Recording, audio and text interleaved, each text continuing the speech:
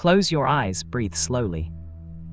Let the weight of the day release from your shoulders, and let the darkness around you become the darkness of open water, the kind of darkness that the first sailors knew when they pushed their vessels beyond the last familiar coastline and sailed into a world that no map had yet recorded, guided by stars and wind, and the specific quality of human courage that has no name but whose effects have shaped every border, every trade route, every city and civilization on the face of the earth. Tonight we follow those sailors. Tonight we go to the edge of the known world and beyond it. Fact 1. The world before the Voyages, a planet of separated worlds.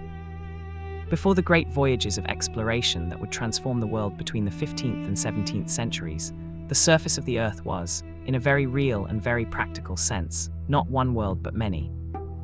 A collection of distinct human civilizations, separated from one another by distances, so vast and oceans, so incompletely understood, that the majority of the people alive on the planet in the year 1400 had no knowledge whatsoever of the existence of the majority of the other people alive on the same planet at the same time.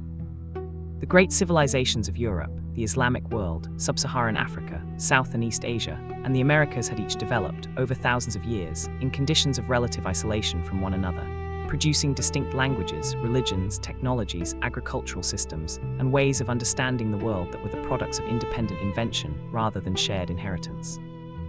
This was not absolute isolation. The Silk Road had connected China to the Mediterranean for centuries, carrying silk and spices and ideas across the vast interior of Eurasia in a slow but genuine trickle of exchange.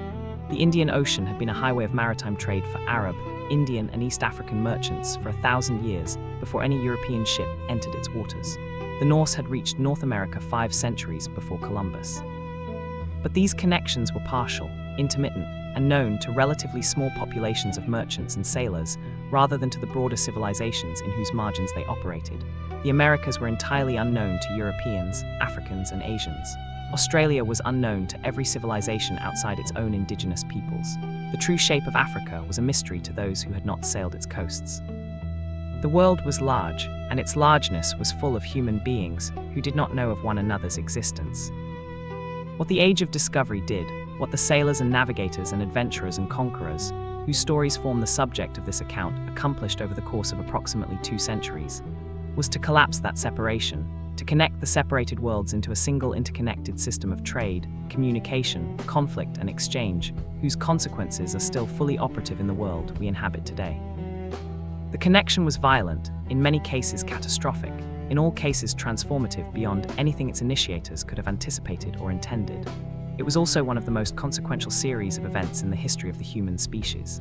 We begin here, in the world before, in the last moment of the separated worlds, because understanding what was lost and what was gained in the age that followed requires first understanding the world that age ended. Fact 2. The Phoenicians, the forgotten first explorers. Long before the Portuguese caravels rounded the Cape of Good Hope, long before Columbus raised his sails in the port of Palos, long before any of the figures whose names fill the standard histories of exploration set foot on a deck, the sailors of a small civilization on the eastern shore of the Mediterranean were performing feats of maritime navigation so extraordinary that their achievements were not matched, and in some cases not even equaled. For more than 2,000 years after their civilization had ceased to exist. The Phoenicians, the Semitic-speaking people of the coastal cities of Tyre, Sidon, and Byblos, in what is now Lebanon, were the greatest sailors of the ancient world, and the full extent of their explorations remains, even today, a subject of genuine scholarly debate, because the evidence for their most extraordinary voyages survives only in fragments, in references in other people's texts, in archaeological traces so scattered and so ambiguous that certainty is impossible. What is certain is that the Phoenicians established trading colonies across the entire Mediterranean, in North Africa at Carthage, in Sicily and Sardinia, in Spain and Portugal, and that their ships regularly sailed through the Strait of Gibraltar into the open Atlantic, reaching the Canary Islands and the Azores and the Atlantic coast of Africa. What is claimed in a single tantalizing passage in the Greek historian Herodotus is that around 600 BCE, a Phoenician fleet commissioned by the Egyptian pharaoh Necho II set out from the Red Sea, sailed south along the coast of East Africa, rounded the southern tip of the African continent, and returned to Egypt through the Mediterranean after a voyage of approximately 3 years, an achievement that would not be officially repeated until Vasco da Gama's voyage of 1498.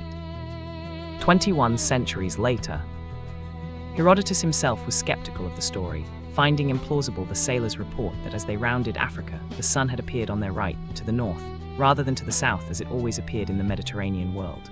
This detail, which seemed impossible to Herodotus, is in fact precisely the detail that a modern geographer would expect from a ship that had crossed the equator.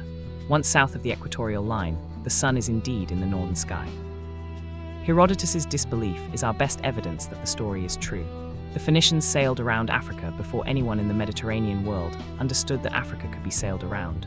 Their achievement was lost, forgotten, and had to be rediscovered, as so much of the greatest human knowledge has always had to be. Fact 3. Zheng He, the admiral who sailed to the edge of the world. In the early decades of the 15th century, several decades before Columbus was born, more than half a century before Vasco da Gama's voyage to India, a Chinese admiral named Zheng He commanded the largest fleet of ships that the world had ever seen, leading a series of 7 extraordinary voyages across the South China Sea and the Indian Ocean that reached the coasts of Southeast Asia, India, Arabia, and East Africa. Established Chinese diplomatic and commercial relationships with more than 30 countries, and demonstrated a capacity for maritime exploration and projection of naval power that dwarfed anything that any other civilization on Earth was capable of at the same moment. And then the voyages stopped. The ships were burned or left to rot. The records of the expeditions were deliberately destroyed. And the civilization that had stood on the threshold of global maritime exploration turned decisively inward, leaving the exploration of the world's oceans to the smaller, poorer, and far less technologically sophisticated ships of the European Atlantic powers. Zheng He himself was one of the most remarkable figures of the 15th century, a Muslim eunuch from Yunnan province who had been captured as a child during a Ming military campaign, brought to court, educated, and eventually elevated to the command of the imperial fleet through a combination of administrative ability, political skill, and the personal favor of the Yongle Emperor, the third emperor of the Ming dynasty, who commissioned the treasure voyages as a demonstration of Chinese power and a mechanism for expanding the tributary system through which the Chinese Empire understood its relationship to the rest of the world. His ships, the great treasure ships, the largest wooden vessels ever built, were reportedly between 400 and 500 feet in length, dwarfing the tiny caravels in which Columbus would cross the Atlantic 60 years later. The decision to end the voyages and suppress their records was made by the Confucian scholar bureaucrats who dominated Chinese imperial administration and who regarded maritime trade and foreign engagement as threats to the social order, as sources of the merchant wealth that competed with the agrarian values on which the Confucian state was founded. It was, in retrospect, one of the most consequential decisions in world history, the moment when the civilization best positioned to connect the world's separated peoples chose not to, and left that transformation to others whose methods and motivations would shape its consequences in ways that the world is still living with today. Fact 4. Prince Henry the Navigator, the man who started the age.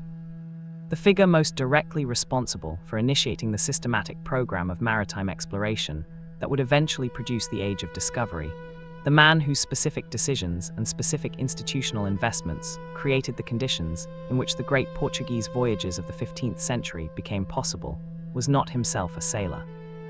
Prince Henry of Portugal, known to history as Henry the Navigator, led exactly one military expedition by sea in his entire life, and that expedition went to the North African city of Ceuta rather than into the unknown Atlantic.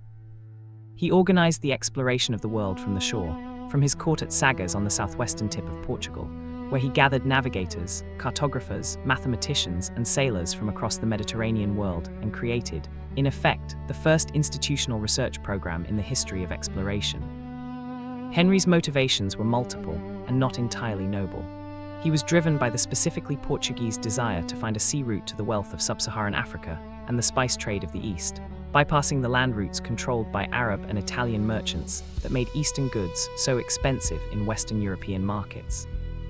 He was driven by a crusading religious zeal, the desire to spread Christianity and to find, if possible, the legendary Christian kingdom of Prester John somewhere in the depths of Africa, with whose help the Islamic world that blocked European access to the East might be outflanked. And he was driven by the specifically intellectual curiosity of a man who had been educated in the cosmographical and geographical traditions of classical antiquity, and who wanted, quite simply, to know what lay beyond the known edges of the world. What Henry created at Sagres was the institutional infrastructure of exploration. The systematic collection of geographical and navigational knowledge, the progressive refinement of ship design toward the caravel that was fast and maneuverable enough for Atlantic conditions, the training of navigators in the astronomical methods of position finding that would make long-distance voyaging possible, and the establishment of a tradition of royal patronage for exploration that would sustain the Portuguese program for a century after Henry's own death in 1460. Every great Portuguese voyage of the 15th century, Dias rounding the Cape, da Gama reaching India, began, in a direct institutional sense, at the court of the man who never sailed beyond sight of the European shore. Fact 5. Bartolomeu Dias, the first to round the Cape. In the year 1488, a Portuguese navigator named Bartolomeu Dias became the first European to sail around the southern tip of Africa, rounding the Cape of Good Hope in a voyage that opened the sea route to the Indian Ocean and established, beyond any remaining doubt, that Africa was a continent rather than a landmass connected to a hypothetical southern continent that blocked the path to the east. The significance of what Dias accomplished, the practical proof that the Indian Ocean was accessible from the Atlantic, that the sea route to the wealth of Asia was real rather than theoretical, was so immediately and so widely understood by the Portuguese crown and the broader European maritime world that the decade between his return and Vasco da Gama's departure for India was spent almost entirely in preparation for the larger voyage that his discovery had made possible. The voyage itself was extraordinarily arduous.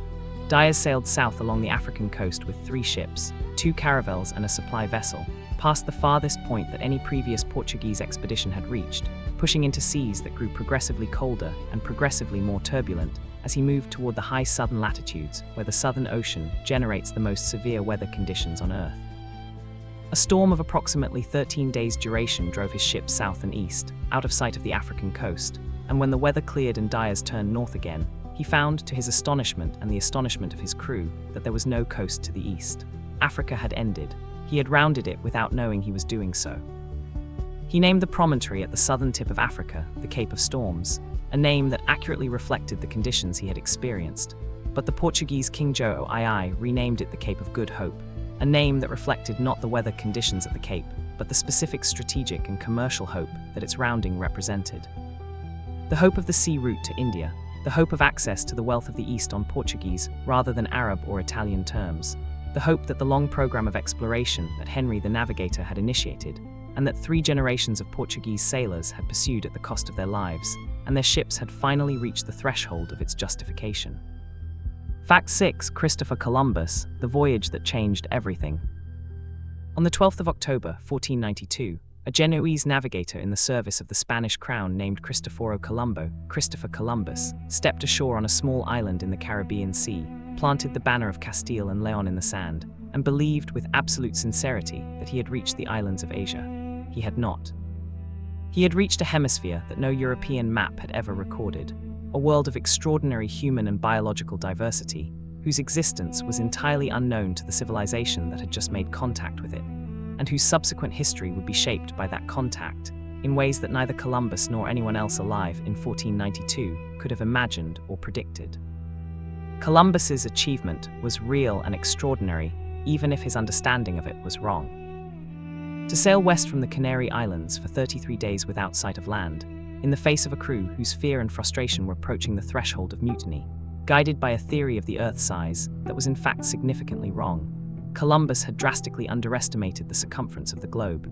Believing Asia to be roughly where the Americas actually are required a combination of navigational skill, physical courage, and the specific quality of absolute conviction in the rightness of one's own judgment that the historical record describes as one of Columbus's most defining and most problematic characteristics. The consequences of the landfall of October 12, 1492, unfolded over the following century with a speed and a violence and a complexity that still resists simple summary. For the indigenous peoples of the Americas, the arrival of Columbus initiated a catastrophe of demographic and cultural destruction that historians have estimated killed between 50 and 90% of the pre-Columbian population of the Western Hemisphere within a century of contact, through a combination of epidemic disease, to which populations with no prior exposure had no immunity, and the specific violence and exploitation of the Spanish colonial system that Columbus himself inaugurated with his first report to the Spanish crown.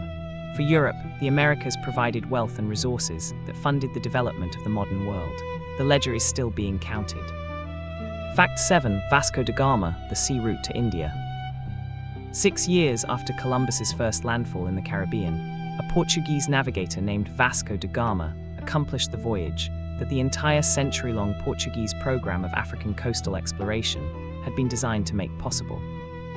He sailed from Lisbon, rounded the Cape of Good Hope, crossed the Indian Ocean, and arrived at the Indian port city of Calicut in May of 1498, establishing for the first time a direct sea connection between Western Europe and the spice-producing regions of South and Southeast Asia, and breaking the Arab and Italian monopoly on the overland trade routes that had made Eastern goods so expensive in European markets for centuries.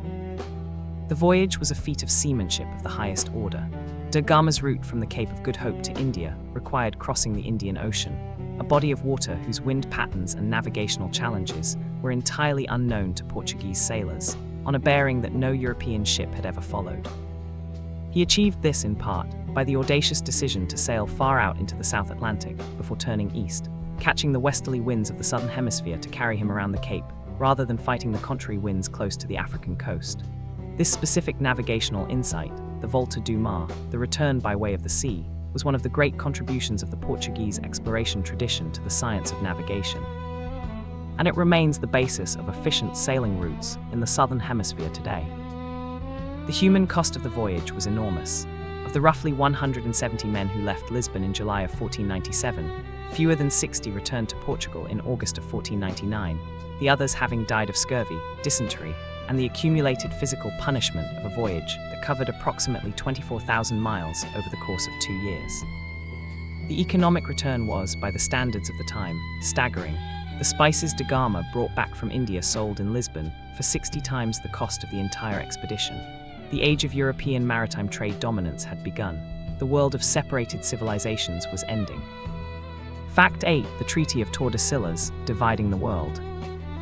In the year 1494, 2 years after Columbus's first voyage, and 4 years before da Gama reached India, the kingdoms of Spain and Portugal, the two powers whose competing programs of maritime exploration had brought them into direct conflict over the ownership of newly discovered territories, met at the Spanish town of Tordesillas and signed a treaty that did something no human document had ever attempted before, and that no human document has quite attempted since.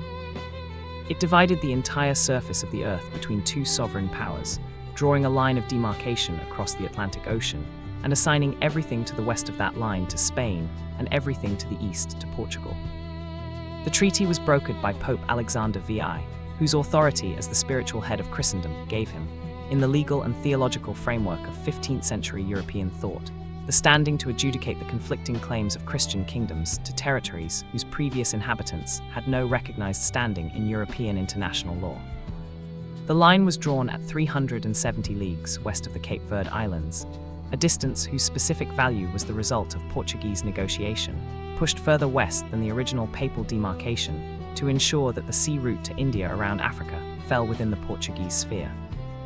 The consequences of the Treaty of Tordesillas shaped the map of the Americas for centuries. Because the eastern bulge of South America extended into the Portuguese sphere, Brazil became a Portuguese colony rather than a Spanish one, which is why Brazil speaks Portuguese today, while every other major country in South America speaks Spanish. The treaty was also, of course, completely ignored by every other European power, the French, the English, the Dutch, the Danes, who had no intention of accepting a division of the world's opportunities between two kingdoms that had simply been first to arrive. The age of exploration was, from its very beginning, also an age of imperial competition, whose specific configurations were being determined not only by the courage and skill of individual navigators, but by the legal and diplomatic frameworks within which the powers that sponsored them organized their claims. Fact 9. Amerigo Vespucci, the man who named a world. Among the many ironies of the age of discovery, and there are a considerable number, none is more pointed or more historically revealing than the fact that the two continents of the Western Hemisphere bear not the name of the man who first brought them to European attention, not the name of Columbus who died believing he had reached Asia, but the name of a Florentine merchant and navigator named Amerigo Vespucci, who sailed along the coast of South America on at least 2 voyages, and who was the first European to clearly articulate, in widely read published letters, the idea that the lands reached by the Western voyages were not Asia, but a genuinely new and previously unknown part of the world, what he called, in the phrase that entered the historical record, and eventually the cartographical tradition, a new world. Vespucci's specific navigational achievements were real but modest compared to Columbus or da Gama. He sailed along the coast of South America on behalf of first Spain and then Portugal between approximately 1499 and 1504, reaching latitudes far to the south of anything Columbus had explored and accumulating observations of the coastline, the flora and fauna, and the indigenous peoples that he described in vivid detail in letters that were published across Europe and read with extraordinary appetite by a public hungry for accounts of the new discoveries. His specific and repeated insistence that the lands he was describing could not be reconciled with any part of Asia as described by classical and medieval geography, that the sheer extent of the coastline, the diversity of its ecology, and the absence of any of the specific features that the classical geographical tradition associated with Asia made clear that this was genuinely new territory, was the specific intellectual contribution that earned him, posthumously and entirely by accident, the distinction of having two continents named after him. The name America was given by the German cartographer Martin Waldseemüller in his 1507 world map, in which he labeled the southern continent after Amerigo Vespucci, in acknowledgement of the navigators' published accounts of the new lands. Waldseemüller later changed his mind and tried to remove the name from subsequent maps, but it was too late. The name had been copied, reproduced, and distributed widely enough that it had become the standard designation for the new landmass, and it passed, eventually, to the northern continent as well. Columbus discovered America. Vespucci understood it. And history, with its specific taste for paradox, gave the name to neither the discoverer nor the understander, but to the man who most clearly said what it was. Fact 10. Explorers at 10. The world begins to become one. We have reached the 10th fact of our journey through the age of discovery, and it is worth pausing here, as the great navigators themselves paused, anchored in some unknown bay, taking stock of what had been found and what still lay ahead, to consider the shape of the world we have entered in these first 10 facts. We began in the world before the Voyages, the world of separated civilizations, each vast and complex and human, and entirely unaware of the others that shared the same planet. We met the Phoenicians, who sailed around Africa 2,000 years before Europe rediscovered the achievement. We stood beside Zhenghe on the deck of his enormous treasure ship, watching the coast of East Africa slide past, and then watched the decision being made to turn back, the most consequential retreat in maritime history. We sat in Prince Henry's court at Sagres and watched the institutional machinery of exploration being built, piece by careful piece, over decades of patient investment. We followed Bartholomew Dias into the storms of the Southern Ocean and emerged, dazed and triumphant, into the Indian Ocean for the first time. We stood on the beach of a Caribbean island in October of 1492 and watched Columbus plant his flag in a world he did not understand. We crossed the Indian Ocean with da Gama and returned with a cargo of spices worth 60 times the cost of the voyage. We watched the Pope divide the world with a line and watched the rest of the world decline to honor it. And we met the Florentine merchant who gave 2 continents his first name. Fact 11. Ferdinand Magellan, the man who proved the world was round. Ferdinand Magellan, Fernão de Magalhães in his native Portuguese, Fernando de Magalhães in the Spanish of the crown he eventually served, initiated in September 1519 the most ambitious voyage in the history of human exploration. The first attempt to circumnavigate the globe, to sail westward from Europe continuously until one arrived, having crossed the Pacific Ocean whose existence was barely known and whose dimensions were entirely unknown, back at the point of departure. He did not live to complete the voyage. He was killed in a skirmish on the Philippine island of Mactan in April of 1521, more than halfway around the world from home, the victim of a local conflict he had no business involving himself in, and that cost the expedition its most irreplaceable member at the moment when the hardest portion of the journey was already behind them. But the voyage continued without him, and its completion by the survivors, the 18 gaunt and scurvy-ridden men who staggered back into the port of Sanlúcar de Barrenda in September of 1522, 3 years after their departure, the first human beings to have sailed continuously around the Earth, was an achievement of such magnitude that it permanently changed the human understanding of the planet on which we live. Magellan himself was a complex and difficult figure, a Portuguese nobleman who had served the Portuguese crown in India and the Spice Islands, who had been denied the patronage he sought from the Portuguese king, and who had transferred his allegiance to Spain in pursuit of the resources to attempt the westward route to the Spice Islands that he believed existed through or around the southern tip of South America. His specific navigational insight, that the passage through the straits that now bear his name at the southern tip of South America would open into the Pacific and provide a viable route to the Moluccas, was correct, but the Pacific proved to be vastly larger than he had estimated, and the crossing that he expected to take a few weeks consumed 98 days, during which the fleet had no fresh food or water, and the crews were reduced to eating rats, sawdust, and the leather wrappings of the ship's yards. The Pacific Ocean, which Magellan named for the relative calm of its surface conditions on his particular crossing, was the most formidable challenge the age of exploration ever placed before a navigator, and Magellan crossed it first, on the strength of conviction and calculation and the specific kind of leadership that could hold a terrified and starving crew together across 3 months of open ocean, with no certain knowledge of when or whether land would appear. Fact 12. The spice trade. Why pepper was worth more than gold.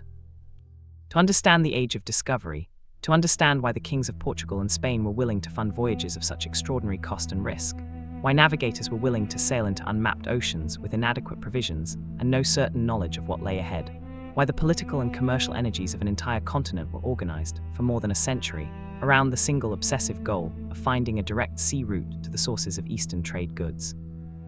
It is necessary to understand the specific economic reality that made the spice trade the most consequential commercial enterprise of the medieval and early modern world, and that made the possession of a direct sea route to the Spice Islands worth the investment of fortunes and the sacrifice of lives on a scale that no other commercial opportunity in history had previously justified.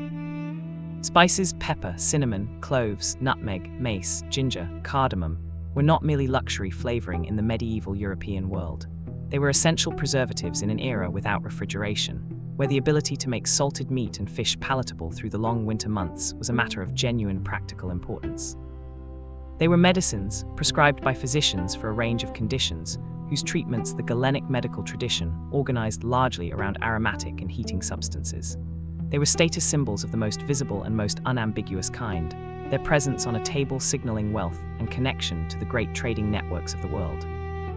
And they were, in the specific conditions of the medieval European economy, extraordinarily expensive, not because they were rare in absolute terms, but because the supply chains through which they reached European markets were long, intermediated, and controlled at every stage by Arab, Indian, and Italian merchants who each took their share of the markup. Pepper that cost 1 ducat per pound in Alexandria sold for 10 or 15 ducats per pound in the markets of London or Paris, the difference representing the accumulated tolls, profits, and transportation costs of a supply chain that wound from the pepper gardens of Malabar through the trading cities of the Indian Ocean, across the Arabian Peninsula or up the Red Sea, through the Levantine ports, and finally into the hands of the Venetian and Genoese merchants, who controlled the Mediterranean end of the trade. The specific goal of every Portuguese voyage of the 15th century, of every instruction that Prince Henry and his successors gave to every navigator who departed from Lisbon, was to find a way around this supply chain, to reach the sources of spice production directly by sea, and to capture for the Portuguese crown the profit that was currently distributed among a dozen intermediaries. The pepper in every medieval kitchen was the reason the world was mapped. Fact 13. Juan Sebastián Elcano, the man who finished the world. When Ferdinand Magellan was killed on the beach at Mactan in April of 1521, the command of what remained of his fleet passed through a sequence of short-lived successes until it came to rest, by the combination of attrition and circumstance, in the hands of a Basque navigator named Juan Sebastián Elcano, a man who had, at an earlier point in the voyage, participated in a mutiny against Magellan's command, and who owed his continued presence on the expedition to the fact that Magellan had needed his navigational skills too urgently to execute him. It was this man, the mutineer, the survivor, the inheritor of a catastrophically diminished fleet, who made the decision that completed the first circumnavigation of the globe, and secured, in doing so, a place in history that the more celebrated figure whose voyage he finished had not lived to claim. By the time Elcano assumed effective command, the expedition had been reduced from 5 ships and approximately 270 men to 2 ships and something fewer than 100 men. They had reached the Spice Islands, the Moluccas, and loaded a cargo of cloves, and the question now was how to get home. The route back across the Pacific was, in the navigational understanding of the time, impractical. The easterly trade winds that had carried them westward across the ocean would oppose any eastward return. Elcano's decision to continue westward, to complete the circumnavigation rather than attempt the return, to cross the Indian Ocean and round the Cape of Good Hope and sail north through the Atlantic, was the decision that made the first circumnavigation possible. One of the 2 remaining ships was too worm-eaten to complete the voyage and had to be abandoned. Elcano continued in the single remaining vessel, the Victoria, across the Indian Ocean and around Africa, with a crew growing smaller with every week. He arrived in Spain in September of 1522 with 18 surviving crew members, 18 out of 270, and a cargo of cloves whose value, when sold, more than covered the cost of the entire expedition. The King of Spain granted him a coat of arms bearing a globe and the inscription Primus circumdidiste me, thou first encircled me. It was the most accurate epitaph in the history of exploration. Elcano had not discovered the route. He had not conceived the voyage, but he had, when the man who conceived it was dead and the men who might have turned back had died of other causes, made the choice that completed the circle. The world had been proved finite, traversable, and round in the most literal possible sense. There would be no going back to the world before that knowledge. Fact 14. Hernán Cortés, the conquest of the Aztec Empire. In the year 1519, the same year that Magellan's fleet departed Seville for the circumnavigation of the globe, a Spanish conquistador named Hernán Cortés landed on the coast of Mexico with approximately 500 soldiers, 16 horses, and a handful of artillery pieces, and initiated the conquest of the Aztec Empire, one of the largest, most sophisticated, and most powerful civilizations in the pre-Columbian Americas, in a campaign of extraordinary audacity. Strategic brilliance and devastating violence that resulted, within 2 years, in the complete destruction of the Aztec state and the beginning of the Spanish colonial system in Mexico that would endure for 3 centuries. The standard narrative of the conquest, that Cortés defeated the Aztecs through Spanish technological superiority, that steel armor and horses and gunpowder overwhelmed a civilization whose warriors fought with obsidian-edged wooden clubs, is significantly incomplete. The Spanish forces were vastly outnumbered throughout the campaign, and the battles that decided the conquest were won not primarily by Spanish technology, but by the military alliance that Cortés constructed with the Tlaxcalans and dozens of other indigenous peoples, who had their own reasons to desire the overthrow of Aztec imperial power, and who provided the majority of the military force that actually defeated the Aztec armies in the battles that mattered. Cortés was, among other things, one of the most gifted political strategists of the 16th century, and the conquest of Mexico was as much a political achievement, the construction of a coalition of indigenous enemies of the Aztec state, as a military one. The human consequences of the conquest were catastrophic and enduring. The Aztec capital Tenochtitlan, a city of perhaps 200,000 people, larger than any city in Spain, built on an island in a lake and connected to the shore by broad causeways, its temples and markets and canals astonishing the Spanish soldiers who first saw it, was besieged, captured, and deliberately destroyed. The Aztec Emperor Cuauhtémoc was tortured and eventually executed. The smallpox epidemic that preceded the Spanish assault killed an estimated half of the city's population before a single Spanish soldier reached its walls. What had been one of the great cities of the 15th century world became, within a decade, the colonial capital of New Spain. Fact 15. Francisco Pizarro, the fall of the Inca Empire. A decade after Cortés completed the conquest of the Aztec Empire in Mexico, another Spanish conquistador accomplished an even more improbable feat on the other side of South America. Francisco Pizarro, an illiterate pig farmer's son from the Spanish region of Extremadura, who had spent decades on the margins of the colonial enterprise in Panama and the Caribbean, led a force of approximately 168 men into the heart of the Inca Empire, the largest empire in the pre-Columbian Americas, stretching along the Andes from modern Colombia to central Chile, with a population estimated at between 6 and 12 million people. And captured its emperor, Atahualpa, in a single audacious ambush that effectively decapitated the imperial command structure and initiated a collapse from which the Inca state never recovered. The specific event that decided the conquest, the ambush at the Plaza of Cajamarca on November 16, 1532, was, in its immediate military dimensions, one of the most lopsided encounters in the history of warfare. Pizarro's force of fewer than 200 men attacked an Inca army of several thousand in an enclosed space, using the psychological shock of horses and artillery to create a panic that allowed the Spanish cavalry to cut through the Inca ranks and reach Atahualpa himself within minutes of the battle's beginning. No Spanish soldier was killed. Thousands of Inca warriors died. Atahualpa was taken prisoner, and the empire that had organized its entire political and military structure around the person of the divine emperor found itself, without warning, without its organizational center. Atahualpa attempted to purchase his freedom with what became the most famous ransom in history. He offered to fill the room in which he was held, a room approximately 22 feet long and 17 feet wide, with gold to a height of 8 feet, and to fill it twice over with silver. The ransom was paid. Gold and silver objects of extraordinary artistic and cultural value were melted down from across the empire and delivered to the Spanish. Atahualpa was executed anyway. The gold went to Spain. The empire, which had been in a state of civil war before Pizarro's arrival, and which was now without its emperor and its administrative structure, fragmented and fell to subsequent Spanish military campaigns. The conquest of Peru was complete within a decade. Fact 16. The caravel, the ship that unlocked the ocean. Among all the practical and technological preconditions for the age of discovery, the navigational instruments, the cartographic traditions, the astronomical knowledge, the institutional support of royal patronage, none was more directly decisive, more immediately enabling of the specific achievements that the age produced, than the development of a new type of ship specifically designed for the conditions of Atlantic and oceanic sailing. The caravel, the small, shallow-drafted, highly maneuverable vessel, whose specific design characteristics made the Portuguese voyages of the 15th century possible, and whose influence on subsequent ship design extended through the entire history of European maritime expansion. The caravel's defining feature was its combination of lateen and square sails, the triangular lateen sails borrowed from the Arab dhow tradition, which allowed the ship to sail closer to the wind than any square-rigged vessel could, combined with square sails on the foremast that provided superior running speed before the wind.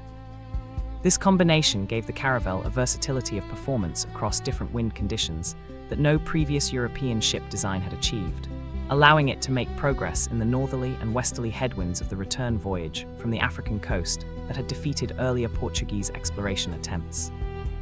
The shallow draft, the relatively small depth of the hull below the waterline, allowed the caravel to enter and navigate the shallow coastal waters of West Africa and the Americas without grounding, giving explorers access to harbors and river mouths that deeper-hulled vessels could not approach.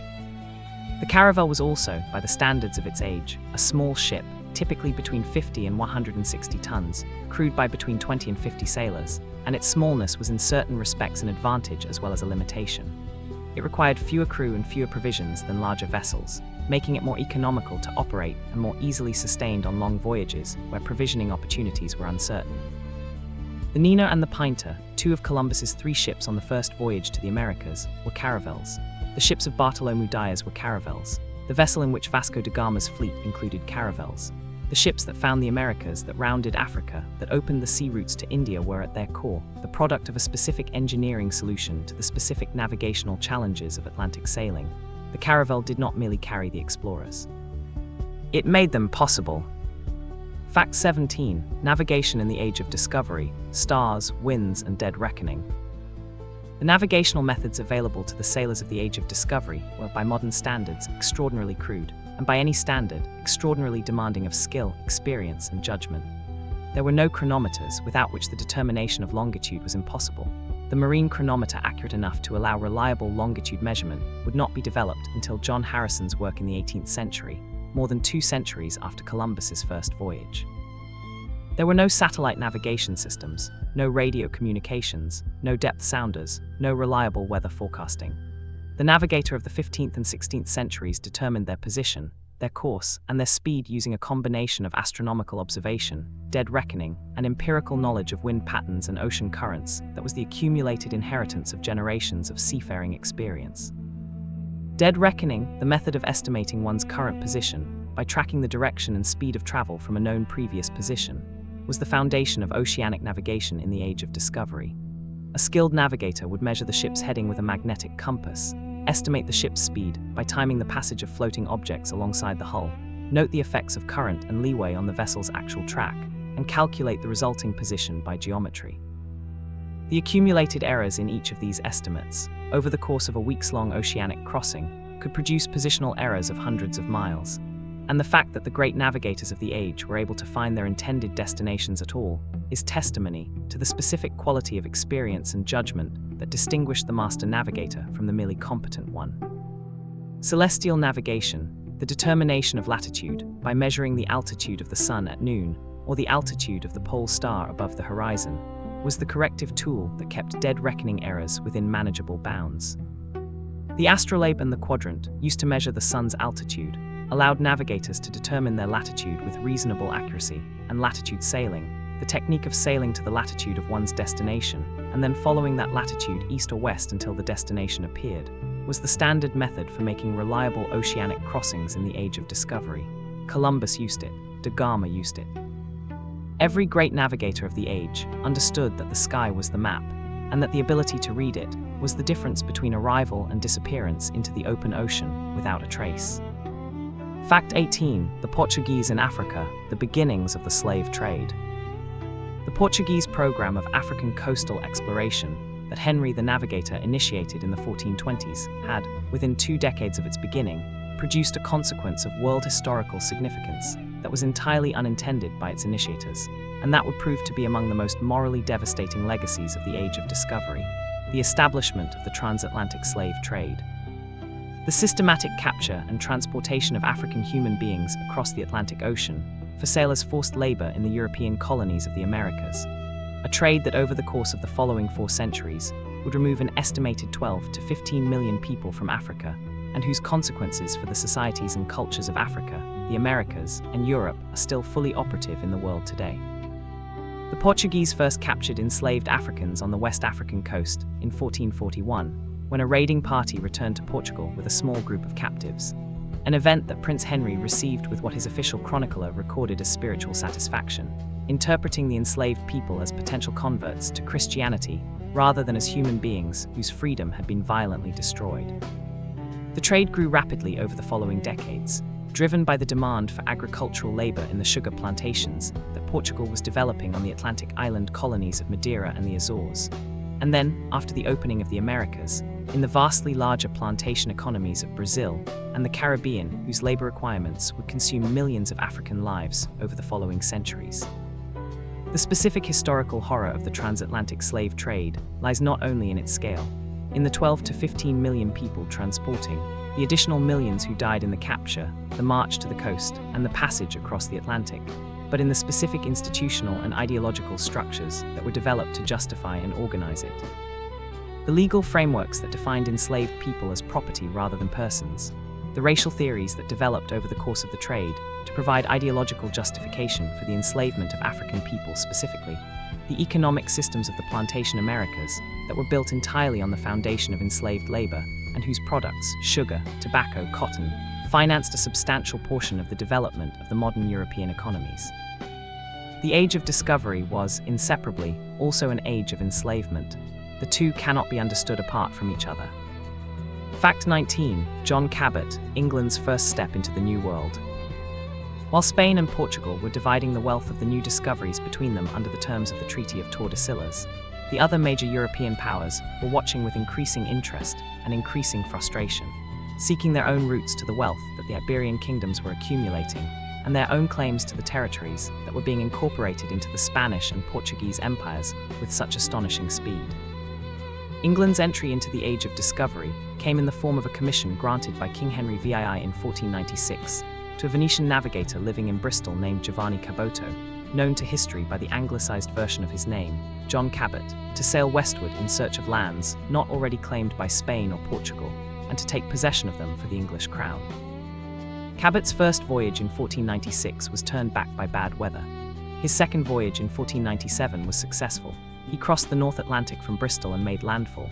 The precise location is disputed by historians, with candidates ranging from Newfoundland to Cape Breton Island to Maine, establishing the English claim to a portion of the North American coast that would be the foundation of subsequent English colonial enterprise in the New World. His third voyage, in 1498, sailed further south along the American coast, and then disappeared from the historical record with an abruptness that suggests catastrophe. Cabot and his fleet were never heard from again, and the specific fate of the expedition remains unknown. Cabot's voyages were, in terms of their immediate practical consequences, modest compared to the Spanish conquests or the Portuguese opening of the sea route to India. He found no gold, no spices, no great civilizations ripe for conquest, only the cold waters and the immense fish stocks of the Grand Banks of Newfoundland, whose abundance he reported with the enthusiasm of a man who understood that food, in the long run, might be worth more than gold. But the legal and political significance of his voyages was enormous. They established the English presence in North America at a moment when the continent's future was still entirely open, providing the foundation for the English colonial claims that would eventually produce the United States and Canada. Every English-speaking person in North America is, in a direct historical sense, the descendant of John Cabot's second voyage. Fact 20. Explorers at 20, the shape of a revolution. We have arrived at the 20th fact of our journey through the Age of Discovery, and the shape of the revolution we are following has by now become clearly visible, not as a single coherent program, not as a planned and organized expansion of human knowledge, but as a chaotic and consequential collision of individual ambitions, royal calculations, navigational insights, and historical accidents whose cumulative effect was to transform the human world more rapidly and more completely than any series of events since the invention of agriculture. In these first 20 facts, we have met the full range of human types that the age produced. The institutional patron who planned from the shore while others sailed, the navigator who crossed the ocean on the strength of a wrong theory and found a world he did not expect, the admiral who was killed just short of the completion of his greatest achievement, the conquistador who destroyed a civilization with 168 men, the illiterate pig farmer's son who toppled an empire in an afternoon. We have traced the economics of spice that drove the entire enterprise, the ship design that made oceanic sailing possible, the navigational methods that guided ships across unmapped oceans by starlight and judgment and accumulated experience. And we have already encountered the darkest dimension of the age, the slave trade whose establishment in the first decades of Portuguese African exploration would grow, over the following centuries, into one of the greatest crimes in human history. Fact 21, the other side of discovery, what the explored peoples saw. The Age of Discovery has been narrated, for most of the 5 centuries since its events, from a single perspective, the perspective of the Europeans who sailed the ships, wrote the journals, drew the maps, and established the institutional frameworks within which the age has been remembered and commemorated. This perspective is not false. The navigators and conquistadors and merchants whose stories fill the standard histories were real people whose achievements were real, and the consequences of their actions were as large and as lasting as any in the history of the human species. But it is radically incomplete, because for every European who arrived on an unfamiliar shore and experienced the exhilaration of discovery, there were indigenous people on that shore who experienced something entirely different, who watched the arrival of strangers in impossible ships with a mixture of curiosity, caution, wonder, and in too many cases, the specific terror of people who could perceive, even in the first moments of contact, that the encounter they were experiencing would not end well for them. The indigenous accounts of first contact that survive, and they survive in greater numbers than the standard narratives of the age acknowledge, embedded in oral traditions, in indigenous pictorial records, in the accounts of Spanish missionaries who recorded what they were told, in the codices and chronicles that partially escaped the systematic destruction of indigenous written records that accompanied the conquest, describe an experience almost unimaginable in its cognitive and emotional dimensions. The Aztec accounts of the first Spanish arrival recorded in the Florentine Codex describe the sight of ships as mountains or great hills moving on the water, the horses as deer as tall as a rooftop, the Spanish soldiers in their armor as people encased in metal from head to foot with faces only in their faces. The category systems through which the Aztecs organized their understanding of the world did not contain these objects, and the attempt to fit them into existing categories produced descriptions whose strangeness is a measure of the genuinely unprecedented nature of what was being encountered. What the indigenous peoples of the Americas, Africa, and the Pacific experienced in the Age of Discovery was, in the most precise and most terrible sense, the end of their world, the world of separated civilizations. The world in which the specific cultures and languages and religions and ways of life they had developed over thousands of years had been able to exist on their own terms, without reference to or interference from the civilizations developing independently on the other side of the ocean. The end of that world was experienced differently in different places and different circumstances, sometimes as violent conquest, sometimes as epidemic disease, sometimes as the slower erosion of autonomy and sovereignty through trade relationships that gradually became dependencies and dependencies that gradually became subjection. But the experience of the end was universal among the peoples who encountered the explorers of the Age of Discovery, and any account of the age that does not hold that experience, alongside the accounts of the Europeans who initiated it, is an account that has only told half of what happened. Fact 22, the Northwest Passage, the Arctic Obsession. Among the many geographical fantasies that drove European exploration in the Age of Discovery, the Fountain of Youth, the Seven Cities of Gold, the Terra Australis, the legendary Christian kingdom of Prester John somewhere in the African interior, none proved more persistent, more expensive in lives and resources, or more stubbornly resistant to the repeated failures of successive expeditions than the Northwest Passage. The hypothetical sea route through or around the northern coast of North America that would connect the Atlantic Ocean to the Pacific and provide the northern European powers, who were excluded from the southern routes controlled by Spain and Portugal, with a direct sea connection to the wealth of Asia. The search for the Northwest Passage began almost as soon as the Americas were recognized as a barrier to the westward route to Asia rather than a destination in themselves. John Cabot's voyages were already partly motivated by the hope that a northern route might be found. The Italian navigator Giovanni da Verrazzano explored the eastern coast of North America in 1524 in search of a passage to the Pacific, finding the outer shore of what is now New York Harbor, but no route through the continent. Jacques Cartier sailed up the St. Lawrence River in 1534 and 1535, hoping it would prove to be the passage, but found only that the river narrowed and shallowed rather than opening into the Pacific. Martin Frobisher made 3 voyages to the eastern Arctic in the 1570s, finding what he believed to be gold ore, which proved, on assay in England, to be worthless iron pyrite, but no passage. The search continued for more than 3 centuries after the Age of Discovery, properly speaking, consuming dozens of expeditions and hundreds of lives in the extreme conditions of the Arctic archipelago before the Northwest Passage was finally navigated by the Norwegian explorer Roald Amundsen between 1903 and 1906, and before it was established with certainty that the passage, while real, was blocked by sea ice for most of the year and was commercially useless as a trade route. The irony, visible only in retrospect, is that the Northwest Passage does exist and is navigable, but navigable only in conditions of Arctic climate that have only become reliably accessible in the 21st century, as the warming of the Arctic due to climate change has reduced the summer sea ice to levels that make the passage navigable for modern vessels. The explorers who died searching for it were not wrong about its existence. They were only wrong about the century in which it would be found. Fact 23. Jacques Cartier, France claims the Americas.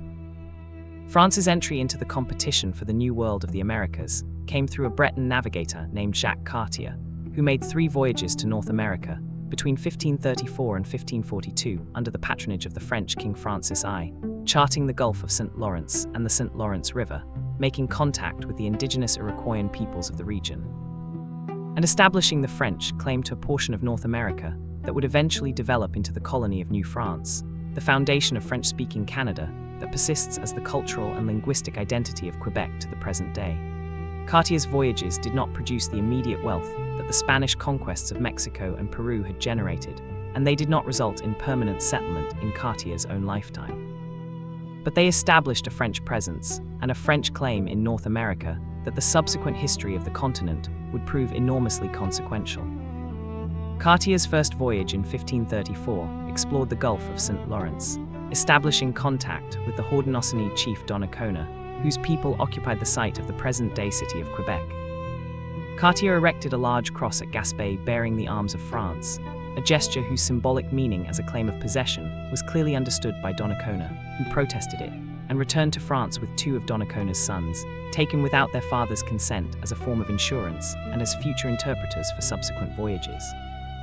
His second voyage in 1535 penetrated further up the St. Lawrence, reaching the large Haudenosaunee settlement of Hochelaga at the site of present-day Montreal, where the mountain that rises behind the city, Mont Royal, gave the city its name.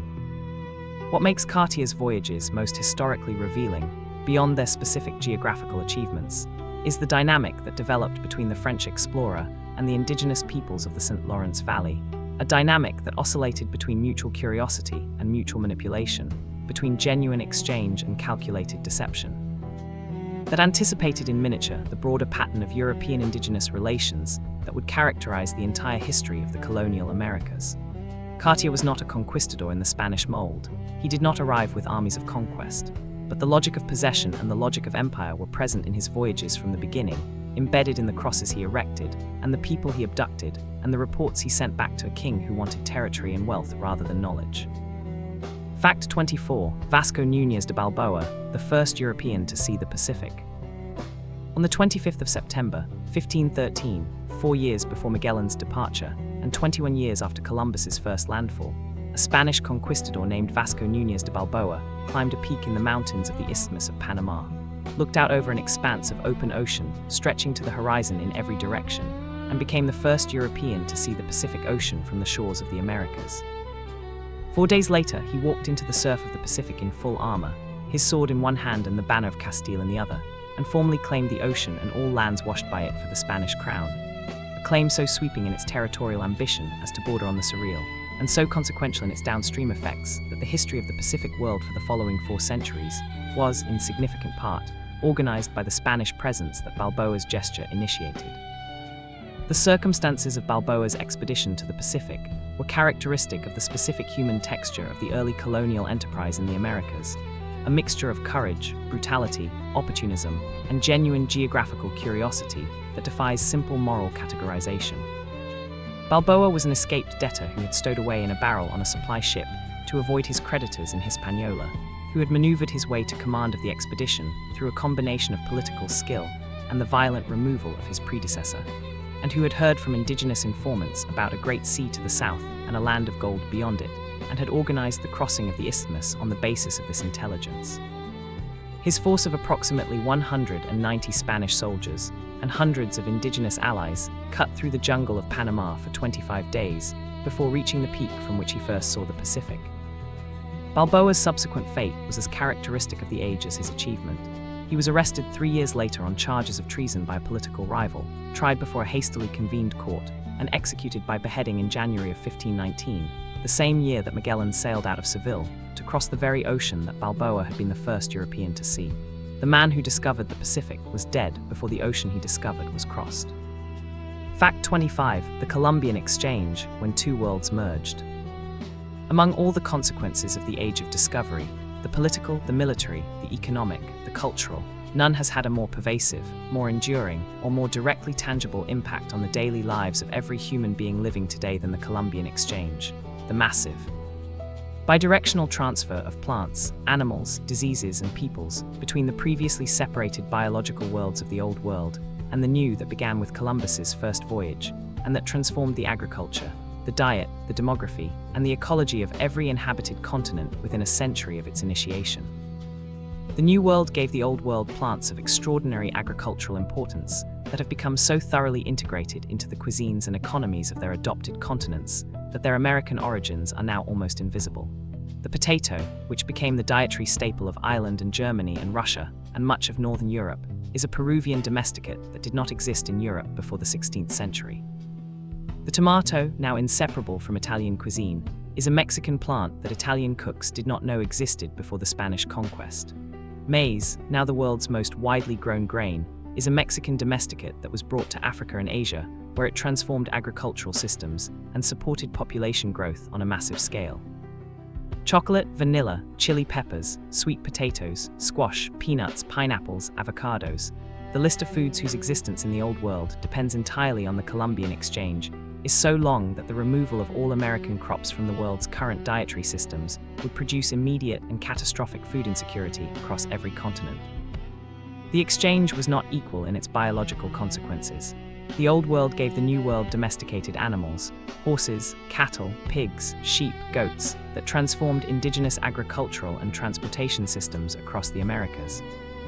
But it also gave the New World diseases, smallpox, measles, influenza, typhus, to which the indigenous populations of the Americas had no prior exposure and therefore no immunity, and which killed an estimated 50 to 90% of the pre-Columbian American population within a century of contact.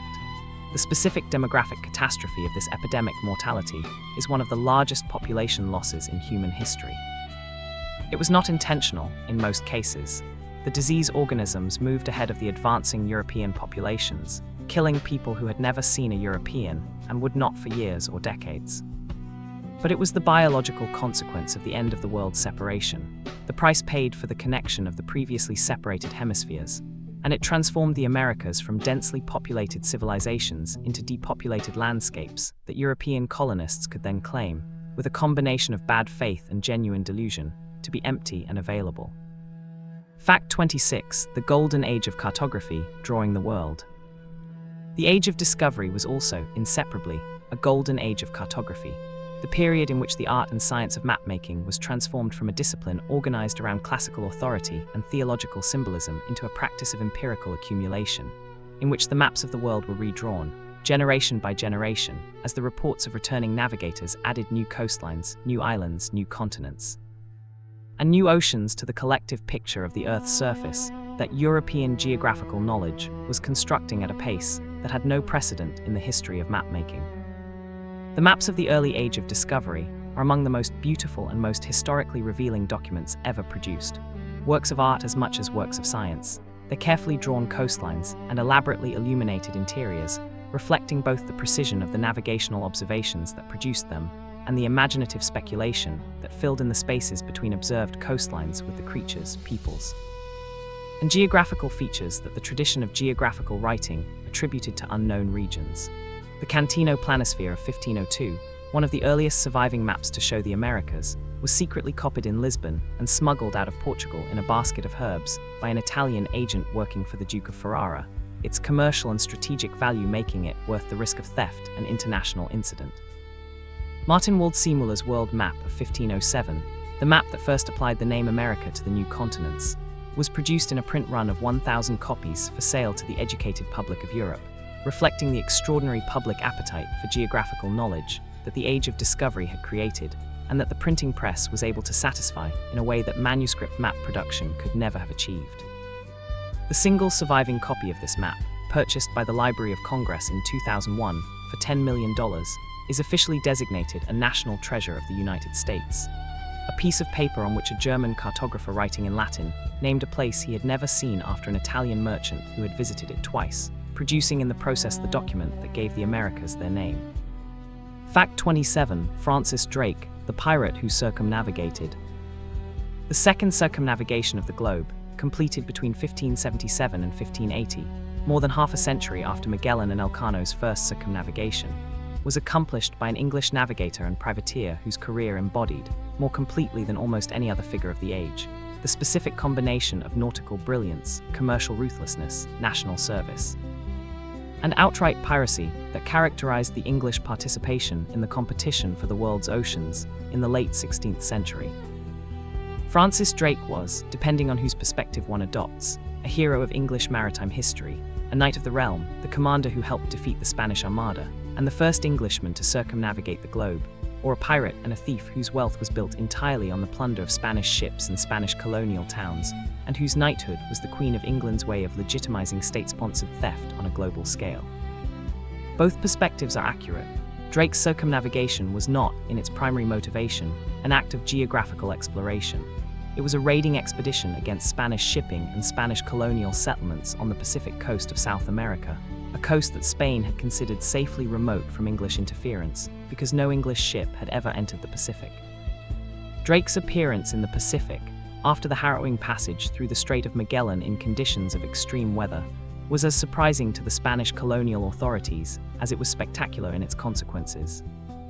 He plundered Spanish ships and ports along the coasts of Chile and Peru with virtual impunity, capturing the treasure ship Nuestra Señora de la Concepción, the Cacafugo, whose cargo of gold, silver and jewels was one of the richest single prizes in the history of privateering, and then continued north in search of the Northwest Passage, before turning west across the Pacific and returning to England via the Cape of Good Hope.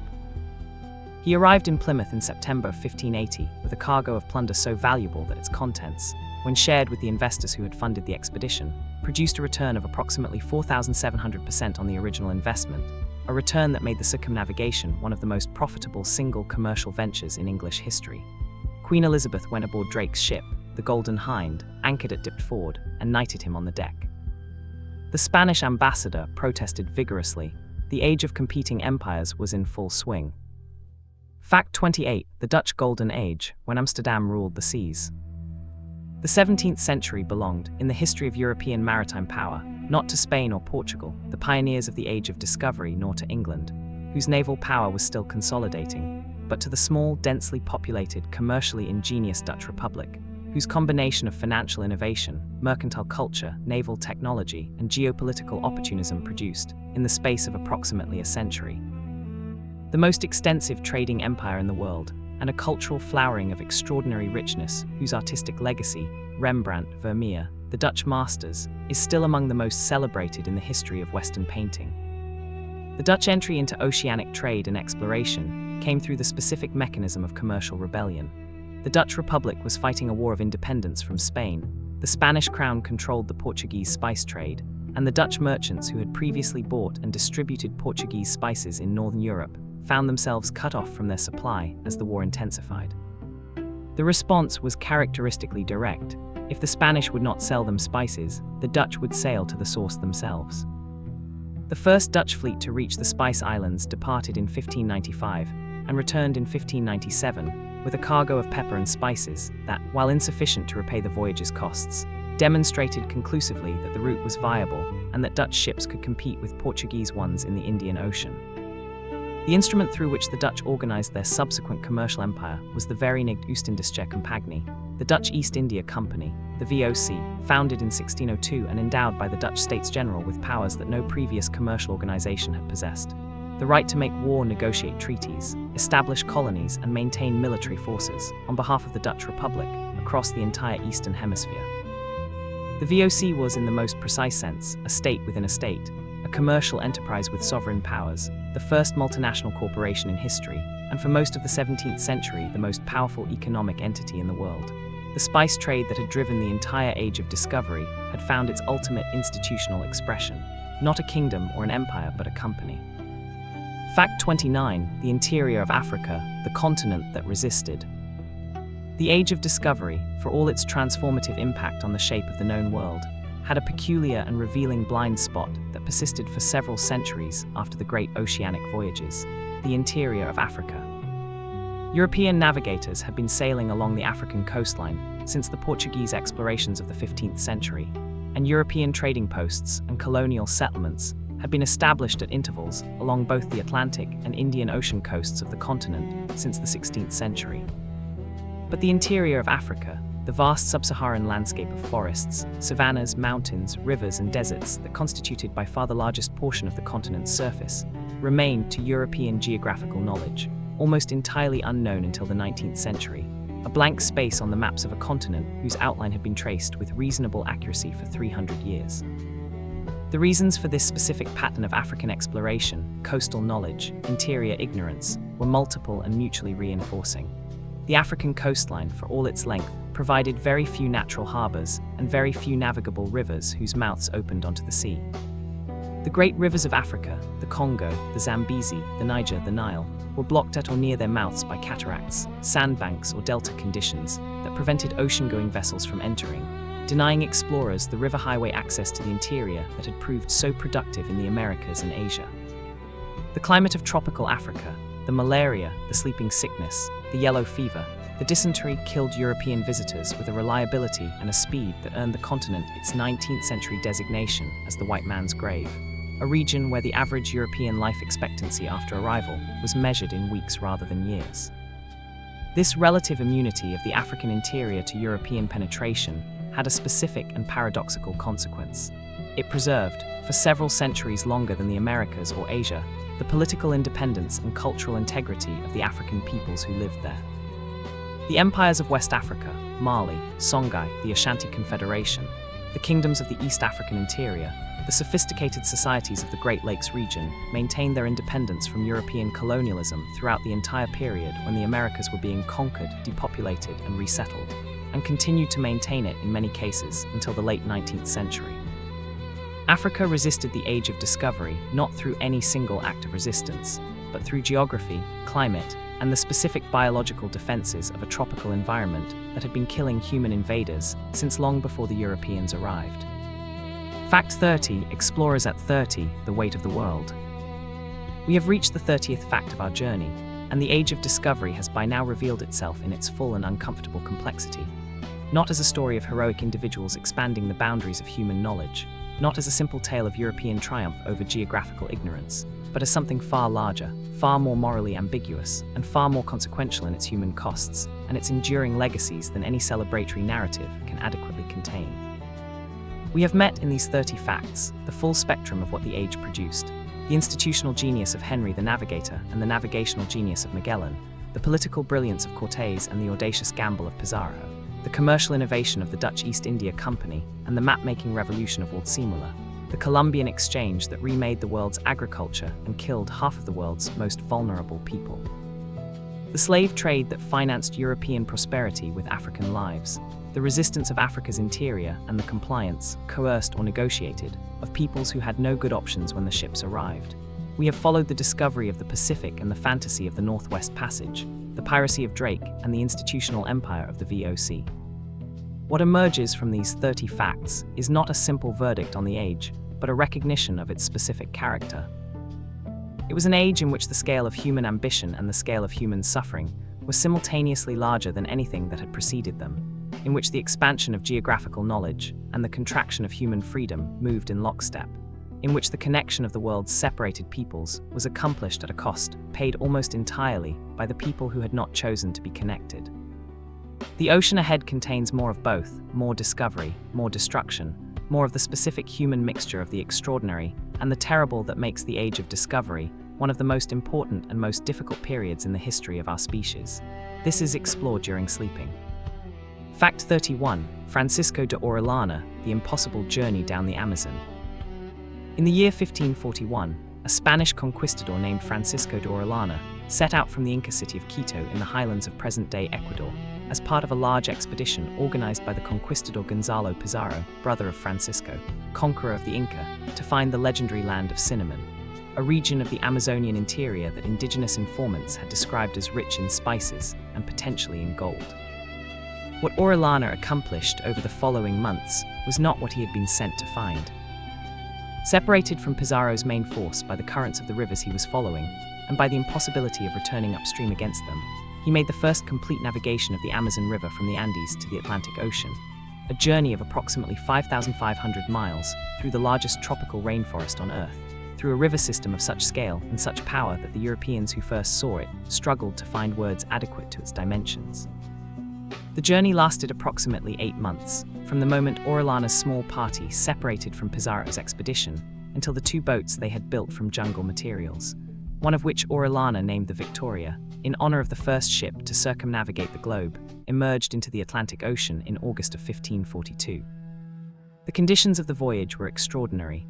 The river, swollen by the rainfall of the Andean watershed and the equatorial forests, was at points so wide that the opposite bank was invisible, its current so powerful that paddling against it was impossible, its banks inhabited by indigenous peoples whose responses to the passing strangers ranged from cautious trade to sustained military attack.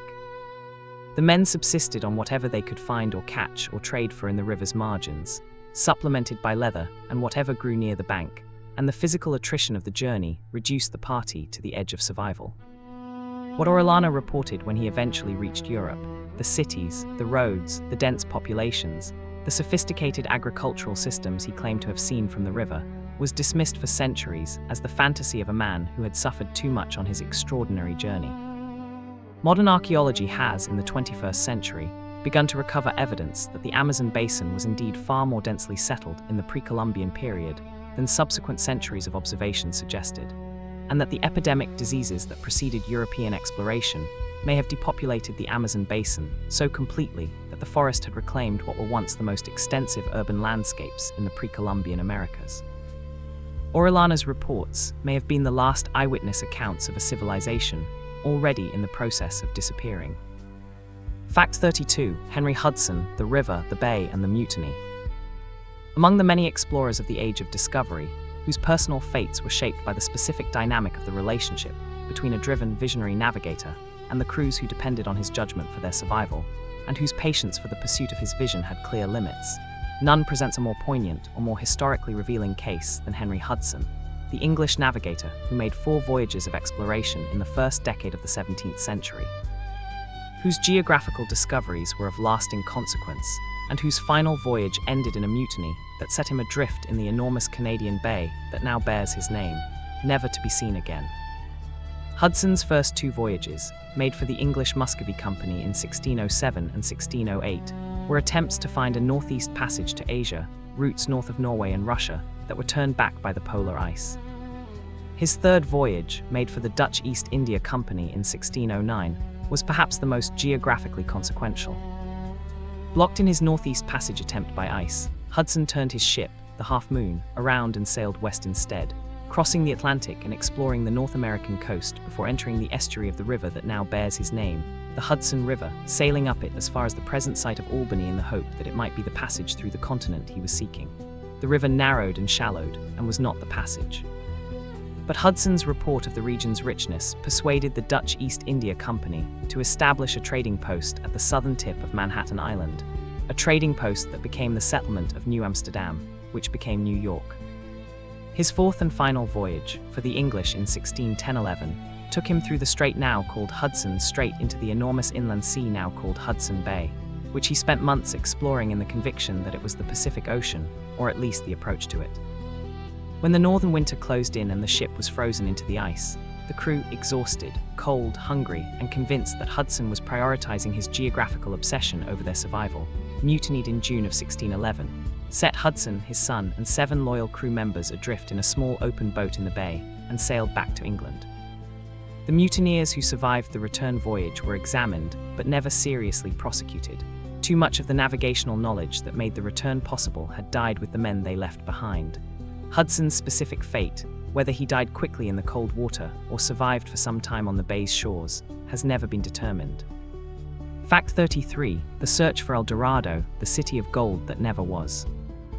Among the legends that haunted the European imagination in the century following the discovery of the Americas, none was more persistent, more geographically generative, or more lethal to the men who pursued it than the legend of El Dorado, the Golden One, the Gilded King, and by extension the Golden City, the Golden Kingdom, the Golden Empire somewhere in the interior of South America whose wealth, if reached, would dwarf even the extraordinary plunder of the Aztec and Inca conquests.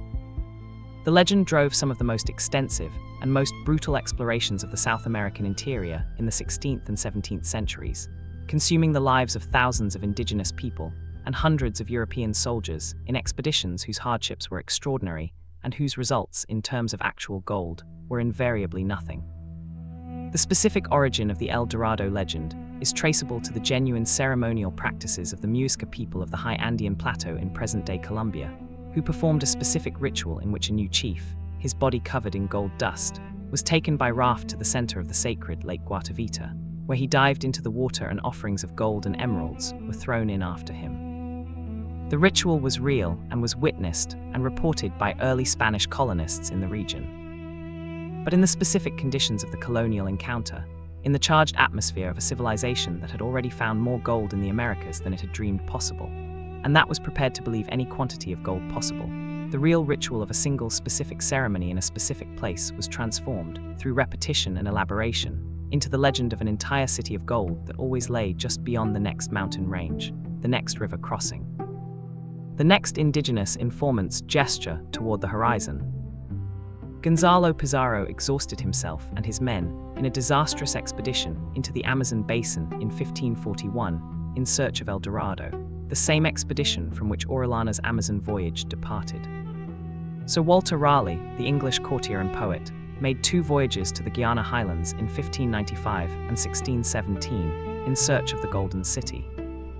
Writing a vivid and largely fantastical account of the first voyage that he published as The Discovery of Guiana, and that he sold to the English public with the specific purpose of convincing Queen Elizabeth and later King James that El Dorado was real and that English investment in its discovery would produce returns comparable to the Spanish conquest of Peru. His second voyage ended in disaster. His son was killed in a skirmish with Spanish forces, and Raleigh was executed on his return to England, the victim of his own failure and of the political enemies his absence had failed to neutralize. The Golden City was never found because it never existed, but the search for it mapped the interior of a continent. Fact 34. Samuel de Champlain, the father of New France. The French colonial presence in North America, the string of settlements and trading posts and missions along the St. Lawrence River and the Great Lakes that became the colony of New France, and that shaped the subsequent history of Canada and the northeastern United States, was built, more than any other single person, by a navigator, cartographer, and colonial administrator named Samuel de Champlain, who made more than 20 voyages to North America between 1603 and 1635, founded the city of Quebec in 1608, explored the interior of the continent further than any previous European, and negotiated the diplomatic relationships with the indigenous peoples of the region that made the French colonial presence viable in a way that no purely military presence could have been.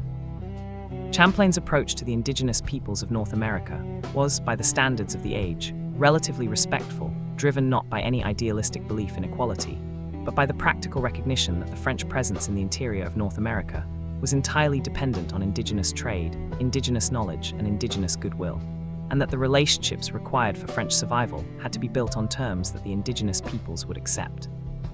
He learned Huron and Algonquin. He participated in indigenous military expeditions.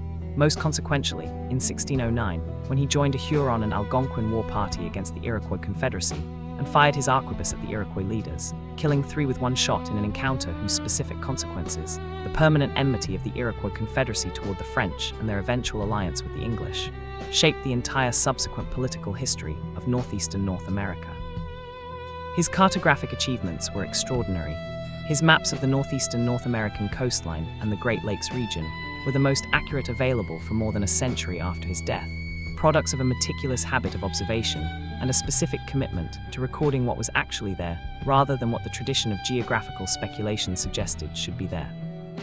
The city of Quebec, which he founded on the rock above the St. Lawrence River in 1608, still exists on the site he chose, the oldest European settlement in Canada, a living memorial to the specific combination of practical skill and political imagination that made Champlain the most consequential figure in the French exploration of North America. Fact 35. Abel Tasman, Australia, New Zealand, and the unknown southern land.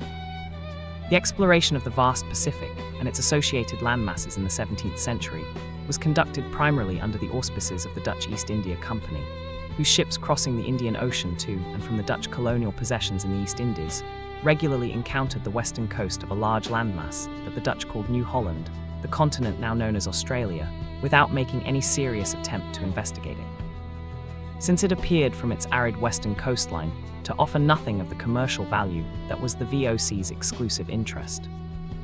The man who made the most significant Dutch contribution to the geographical understanding of the southern Pacific was a navigator named Abel Tasman, who made 2 extraordinary voyages in 1642-43 and 1644 that collectively established the existence of Australia as a continent separate from any hypothetical southern landmass, discovered the island now called Tasmania, made the first European contact with New Zealand, and sighted the Fiji Islands. Tasman's first voyage was one of the most remarkable feats of oceanic navigation in the history of exploration. Sailing from Batavia, present-day Jakarta, he headed southwest into the Indian Ocean, caught the westerly winds of the high southern latitudes, and sailed east until he sighted the coast of a large island to his south, Van Diemen's Land, renamed Tasmania in his honor in 1856, without realizing that the vast continent of Australia lay just to his north.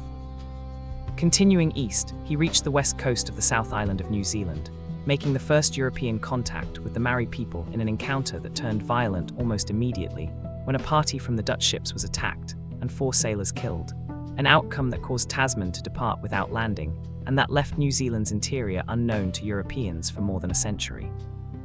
What Tasman's voyages definitively established was the negative result that defined the Pacific geographical understanding of the 17th century. Australia was not connected to a larger southern landmass. The Pacific south of the known trade routes did not contain the rich and populous terra australis incognita that geographical theory had long predicted, and the Southern Ocean was, in its vast majority, empty water. The definitive exploration of the Pacific, the filling in of what remained unknown, would have to wait for a navigator of the next century, whose methods and whose instruments were more adequate to the ocean's enormous scale. Fact 36. The missionaries' faith as an instrument of exploration. Among the many motivations that drove European expansion into the unknown world in the Age of Discovery, commercial profit, territorial ambition, the specific competitive dynamic of European interstate rivalry, personal glory, and the accumulated tradition of geographical curiosity that classical and medieval scholarship had generated, one of the most practically consequential and most morally complex was the religious motivation.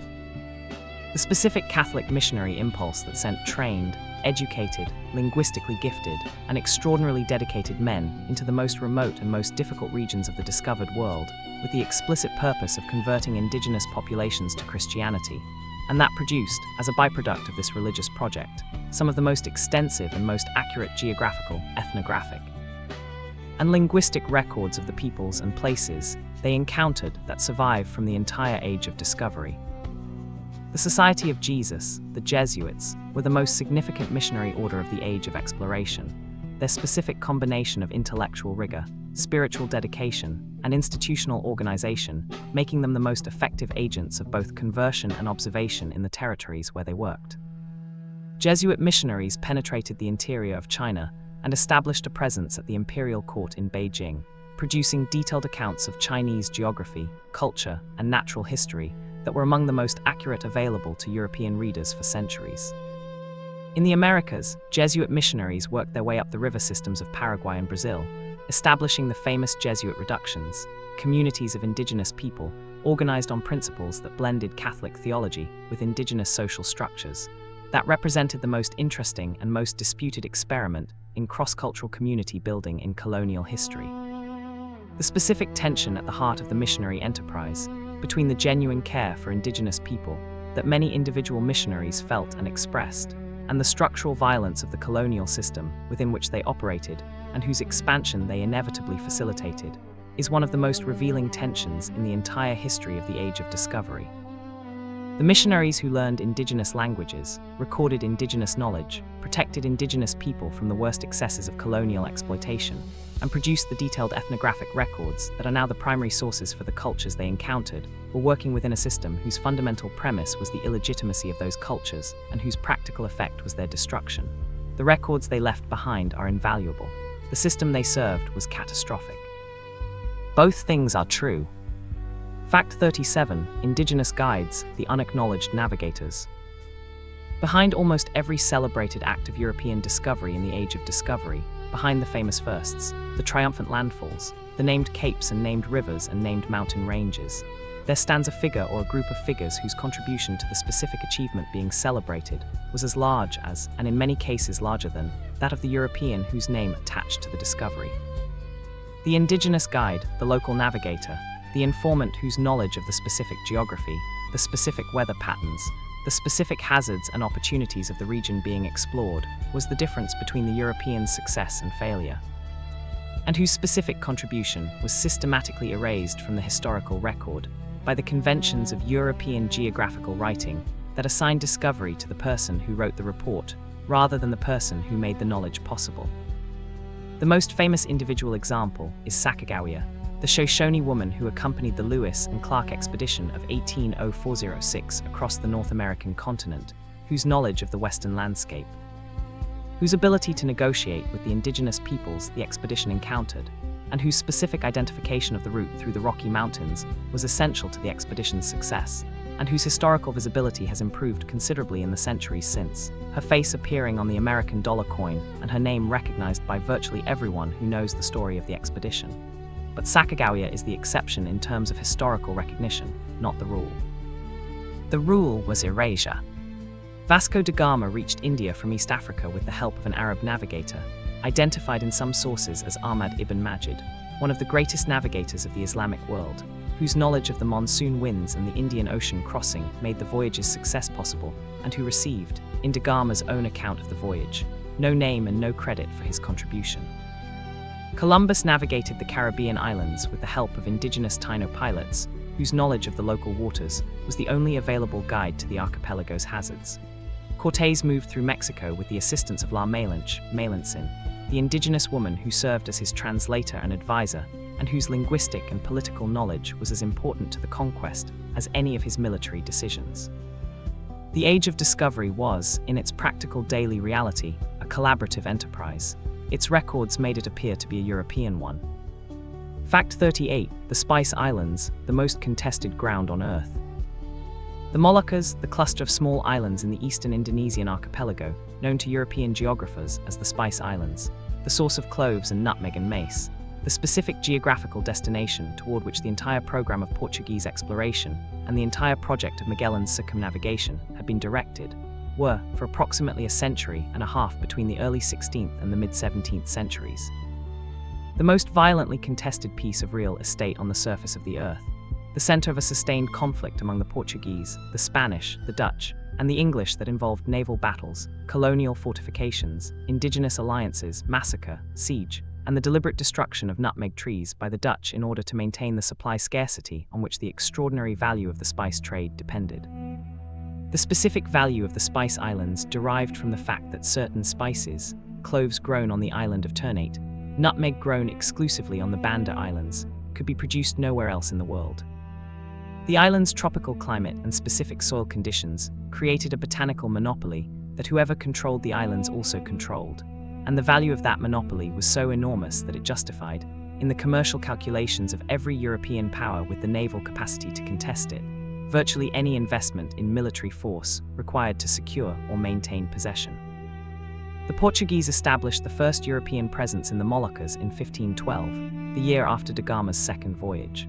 The Spanish arrived from the Pacific side following Magellan's circumnavigation. The Dutch, arriving in force at the end of the 16th century, systematically dismantled both Portuguese and Spanish power in the region and established the most complete and most brutally maintained colonial monopoly in the history of the spice trade.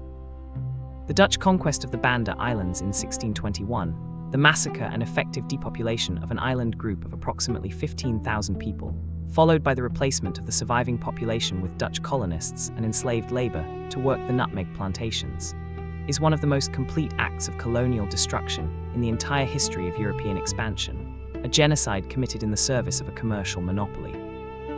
Carried out by agents of the world's most commercially sophisticated corporation on behalf of the world's most commercially innovative nation, the nutmeg whose spice was worth more than gold became, in the Banda Islands, the specific commodity for which a civilization was destroyed. Jan Pietersoen Cohen, the VOC Governor-General who ordered the massacre, is still a controversial figure in the Netherlands. In the Banda Islands, he is remembered differently. Fact 39. The Pacific, the ocean that swallowed explorers. Pacific Ocean, the largest geographical feature on the surface of the Earth, covering more area than all the world's landmasses combined, stretching from the western coast of the Americas to the eastern coast of Asia across a width of approximately 12,000 miles at its broadest point, presented the navigators of the Age of Discovery with challenges of a magnitude categorically different from anything that the Atlantic or the Indian Ocean had posed. The Atlantic could be crossed in a matter of weeks. The Indian Ocean's monsoon system, once understood, provided a reliable mechanism for navigating between its shores. The Pacific simply absorbed ships that entered it, holding them in its enormous emptiness for months at a time. Its scattered island archipelagos, separated by distances that reduced crews to scurvy and starvation before the next landfall appeared. The specific horror of the Pacific crossing, the specific physical reality of what it meant to sail 3,000 miles of open ocean between island groups, with no reliable knowledge of what lay ahead or how far the next land might be, is recorded in the journals of every navigator who made early Pacific crossings with a vividness that all the conventions of maritime reporting could not quite suppress. Magellan's 98-day crossing of the Pacific on his circumnavigation, during which his crews ate rats and sawdust and boiled leather to survive, established the template for every subsequent Pacific experience. The ocean was not merely large, but mercilessly large, its distances immune to the optimistic estimates that the tradition of geographical speculation had generated and that no amount of actual experience seemed entirely able to correct. The systematic exploration of the Pacific, the charting of its island groups, the establishment of reliable routes between its major archipelagos, the final determination of the positions and extents of its inhabited and uninhabited islands, was the work of the 17th and 18th centuries, accomplished by a series of Dutch, English, French, and Spanish navigators, whose methods became progressively more rigorous and whose instruments became progressively more accurate. The Pacific was the last of the great oceans to yield its secrets to European investigation, and the secrets it yielded, the Polynesian navigational tradition, the extraordinary human achievement of the settlement of the Pacific Islands by Polynesian voyagers who had crossed thousands of miles of open ocean in outrigger canoes guided by star knowledge and wave patterns thousands of years before any European ship entered the ocean, were in many ways more extraordinary than anything European exploration discovered there. Fact 40. Explorers at 40. The cost of knowing.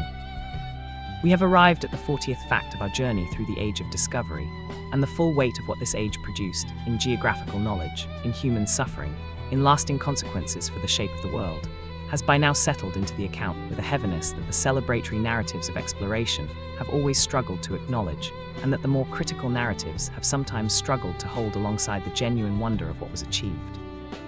In the last 10 facts, we have descended the Amazon with Orellana, been set adrift with Hudson in the bay that now bears his name, chased the golden city of El Dorado across the South American interior, watched Champlain build his city on the Quebec rock, and fire his arquebus at the Iroquois with consequences he could not have foreseen. We have followed Tasman into the Southern Ocean and watched him miss the continent that lay just to his north. We have met the missionaries whose faith and whose records are inseparable from the violence of the system they served. We have recovered, however partially, the names and the knowledge of the indigenous guides, without whom the most famous voyages of the age could not have succeeded. We have stood in the Banda Islands and watched the nutmeg trees burning. What the Age of Discovery gives us, when we look at it honestly, is a mirror of a specific human capacity. The capacity to accomplish the extraordinary and the terrible simultaneously, to expand the boundaries of knowledge and destroy the lives of the people whose world that knowledge was taken from. To build institutions of extraordinary commercial and navigational sophistication in the service of goals whose moral dimensions the builders were rarely willing to examine. The capacity is not historical, it is present. The ocean continues. This is explored during sleeping. Fact 41, Marco Polo, the journey that inspired everything. Before the great voyages of the Age of Discovery, before the Portuguese caravels rounded Africa, before Columbus crossed the Atlantic, before Magellan's fleet disappeared into the Pacific, there was a book. A single extraordinary book, written in a Genoese prison in 1298, by a Venetian merchant named Marco Polo, and a romance writer named Rustichello of Pisa, that described the kingdoms and peoples and riches of Asia with a vividness and a specificity that European readers had never encountered before, and that planted, in the imaginations of merchants and princes and navigators across 3 generations, the specific desire to reach the wealth of the East that would eventually produce the most consequential series of voyages in human history. Marco Polo did not discover the world, but his account of it made its discovery seem possible and necessary, and urgently worth the attempt. Polo had traveled to China in the service of the Mongol Emperor Kublai Khan between approximately 1271 and 1295, a journey that took him overland through Persia and Central Asia, across the Pamirs and the Gobi Desert, to the court of the Khan at what is now Beijing, where he spent approximately 17 years in the emperor's service before returning to Venice by sea through Southeast Asia, India, and the Persian Gulf. The account he dictated to Rustichello, while both men were imprisoned in Genoa, Il Milioni, known in English as the Travels of Marco Polo, described the cities and courts and commodities of China and Southeast Asia with a wealth of specific detail that was unlike anything available in the European geographical tradition. The paper money of the Mongol Empire, the coal that the Chinese burned for heating, the asbestos cloth that appeared to be fireproof, the population and wealth of the Chinese cities that dwarfed anything in Europe. Christopher Columbus owned a copy of the Travels of Marco Polo, covered in his own handwritten annotations, and the specific geographic framework within which Columbus organized his conception of the westward route to Asia was drawn directly from Polo's account of the eastern extent of the Asian continent. The Japan that Columbus believed lay just west of the Atlantic, the Sipangu of Polo's account, described as an island of extraordinary gold wealth, was the specific destination Columbus thought he was approaching when he first sighted land in the Caribbean in October of 1492. The Age of Discovery began, in a precise intellectual sense, with a Venetian merchant's account of a journey made 2 centuries before the first caravel left Lisbon. Polo's book was the map. The explorers spent a century learning to read it. Fact 42, the Viking Voyages, the discovery before the discovery. 500 years before Columbus's caravels crossed the Atlantic, a Norse explorer named Leif Erikson sailed from Greenland to the eastern coast of North America, established a settlement on a headland his people called Vinland, the land of vines, and spent at least 1 winter there with a crew of Norse settlers before returning to Greenland. The Norse settlement of North America around the year 1000 CE is not a legend or a hypothesis. It is an archaeologically confirmed historical fact, established beyond reasonable doubt by the discovery and excavation of a Norse settlement at Elance Orks Meadows in Newfoundland, Canada, where the remains of Norse longhouses, Norse metalworking, and Norse artifacts dating to approximately 1000 CE were found in the 1960s and have been studied extensively in the decades since. The Norse were in North America 5 centuries before Columbus, and then they left. The Norse discovery of North America grew out of a specific tradition of Norse exploration that had been pushing progressively westward across the North Atlantic for generations before Eriksson's voyage.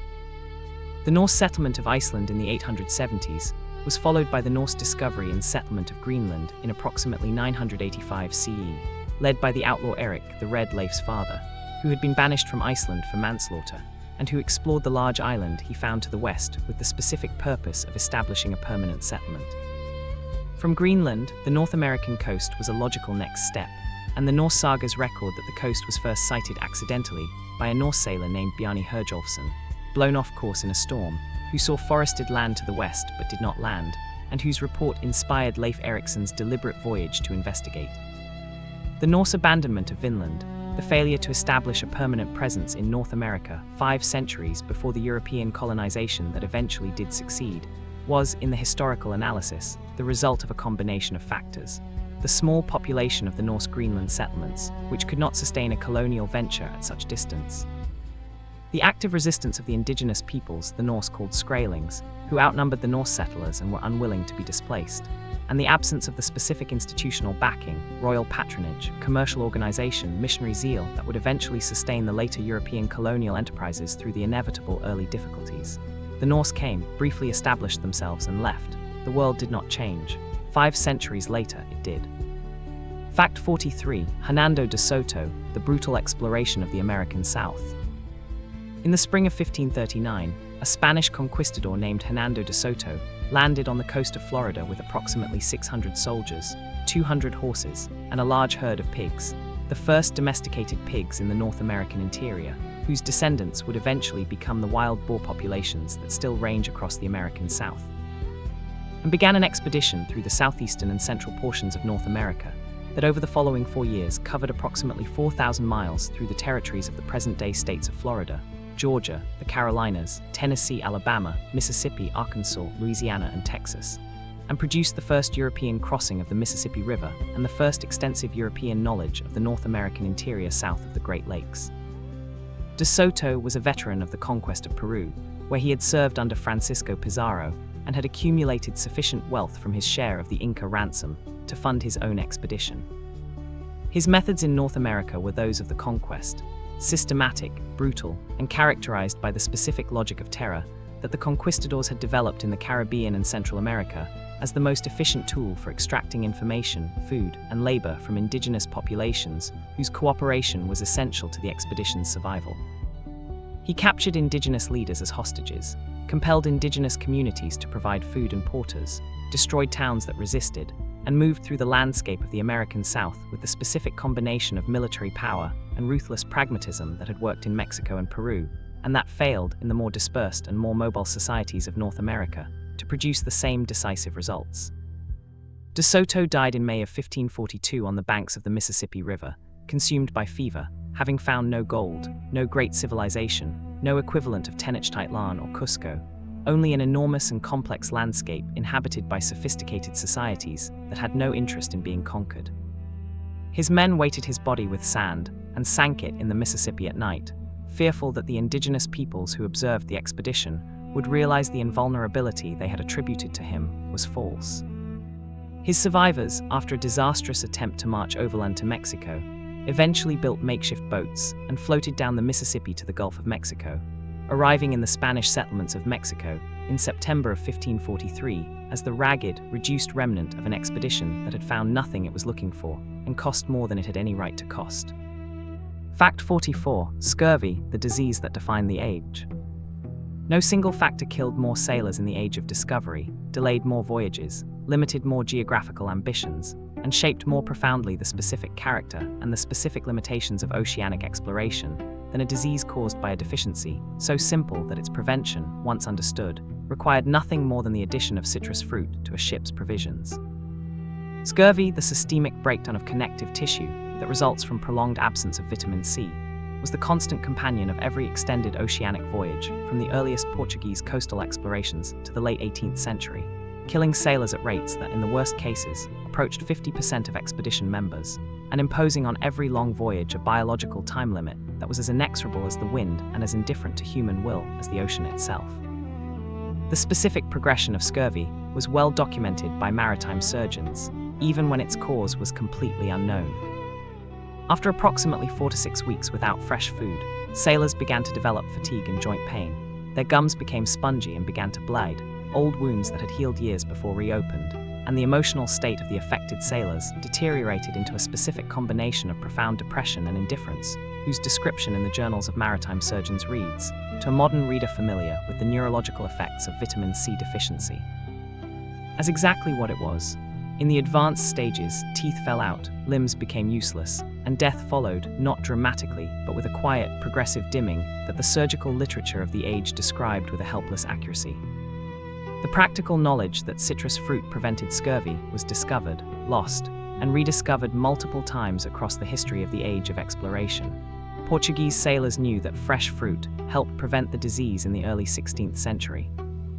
The Scottish naval surgeon James Lind demonstrated in the first controlled clinical trial in naval history, conducted in 1747, that citrus fruit was specifically and uniquely effective against scurvy. and was ignored by the British Admiralty for 48 years before the mandatory provision of lemon juice on Royal Navy ships was finally mandated in 1795. The deaths that occurred in those 48 years of institutional delay, unnecessary deaths from a disease whose prevention had been experimentally demonstrated, are among the most indicting examples in the history of medicine of the specific human cost of the gap between knowledge and institutional action. Fact 45. The Polynesian navigators, the greatest sailors in history. When European explorers entered the Pacific Ocean in the 16th and 17th centuries, they found, scattered across an area of ocean covering roughly a third of the Earth's surface, on islands separated from one another by hundreds and thousands of miles of open water, a connected web of human societies speaking related languages, sharing related material cultures, and maintaining oral traditions of navigation and genealogy that connected them to distant islands whose existence European cartography had not yet confirmed. The Polynesian settlement of the Pacific, the largest and most successful maritime migration in human history, accomplished by people using double-hulled sailing canoes and navigational methods based on deep knowledge of stars, waves, winds, and the behavior of birds and sea life, predated European exploration of the Pacific by at least 2,000 years, and represented a feat of sustained oceanic navigation that European maritime technology would not be able to equal. In terms of the distances covered relative to the vessels used, until the late 18th century at the earliest. The Polynesian navigational system, wayfinding, as its practitioners call it, was a comprehensive environmental knowledge system that encoded, in memorized star paths and in the physical sensation of ocean swells, the information required to navigate between specific island destinations across open ocean without any of the instruments that European navigators considered essential. A Polynesian master navigator could determine their latitude by the altitude of specific stars, their longitude by reference to the rising and setting points of stars, in combination with the direction of the dominant ocean swells, their proximity to land by the behavior of seabirds, the color and temperature of the water, and the specific pattern of reflected swells from distant islands. A form of navigational knowledge so sophisticated and so precisely calibrated to the specific conditions of the Pacific that European researchers, who began studying it systematically in the 20th century, found themselves in the presence of an intellectual tradition as rigorous and as demanding as any in the history of navigation. The settlement of Hawaii, New Zealand, and Easter Island, the three corners of the Polynesian Triangle, separated from each other by distances of between 2,000 and 4,000 miles, was accomplished by navigators using these methods, in vessels whose construction represented a level of naval engineering specifically adapted to the conditions of Pacific sailing. When James Cook encountered Polynesian navigators in the 18th century and compared their geographical knowledge of the Pacific with the charts he had been constructing through years of careful observation, he found that the Polynesian knowledge was, in its general accuracy and its specific detail, comparable to or exceeding his own, the product of a navigational tradition that had been accumulating and refining its knowledge of the Pacific for 20 centuries before any European entered the ocean. Fact 46. The East India Companies, when commerce became government. The specific institutional innovation that most clearly distinguishes the later phases of the Age of Discovery from its earlier phases, the development that transformed European expansion from a series of individual voyages and royal enterprises into the systematic exploitation of entire subcontinents, was the invention of the joint stock trading company with governmental powers.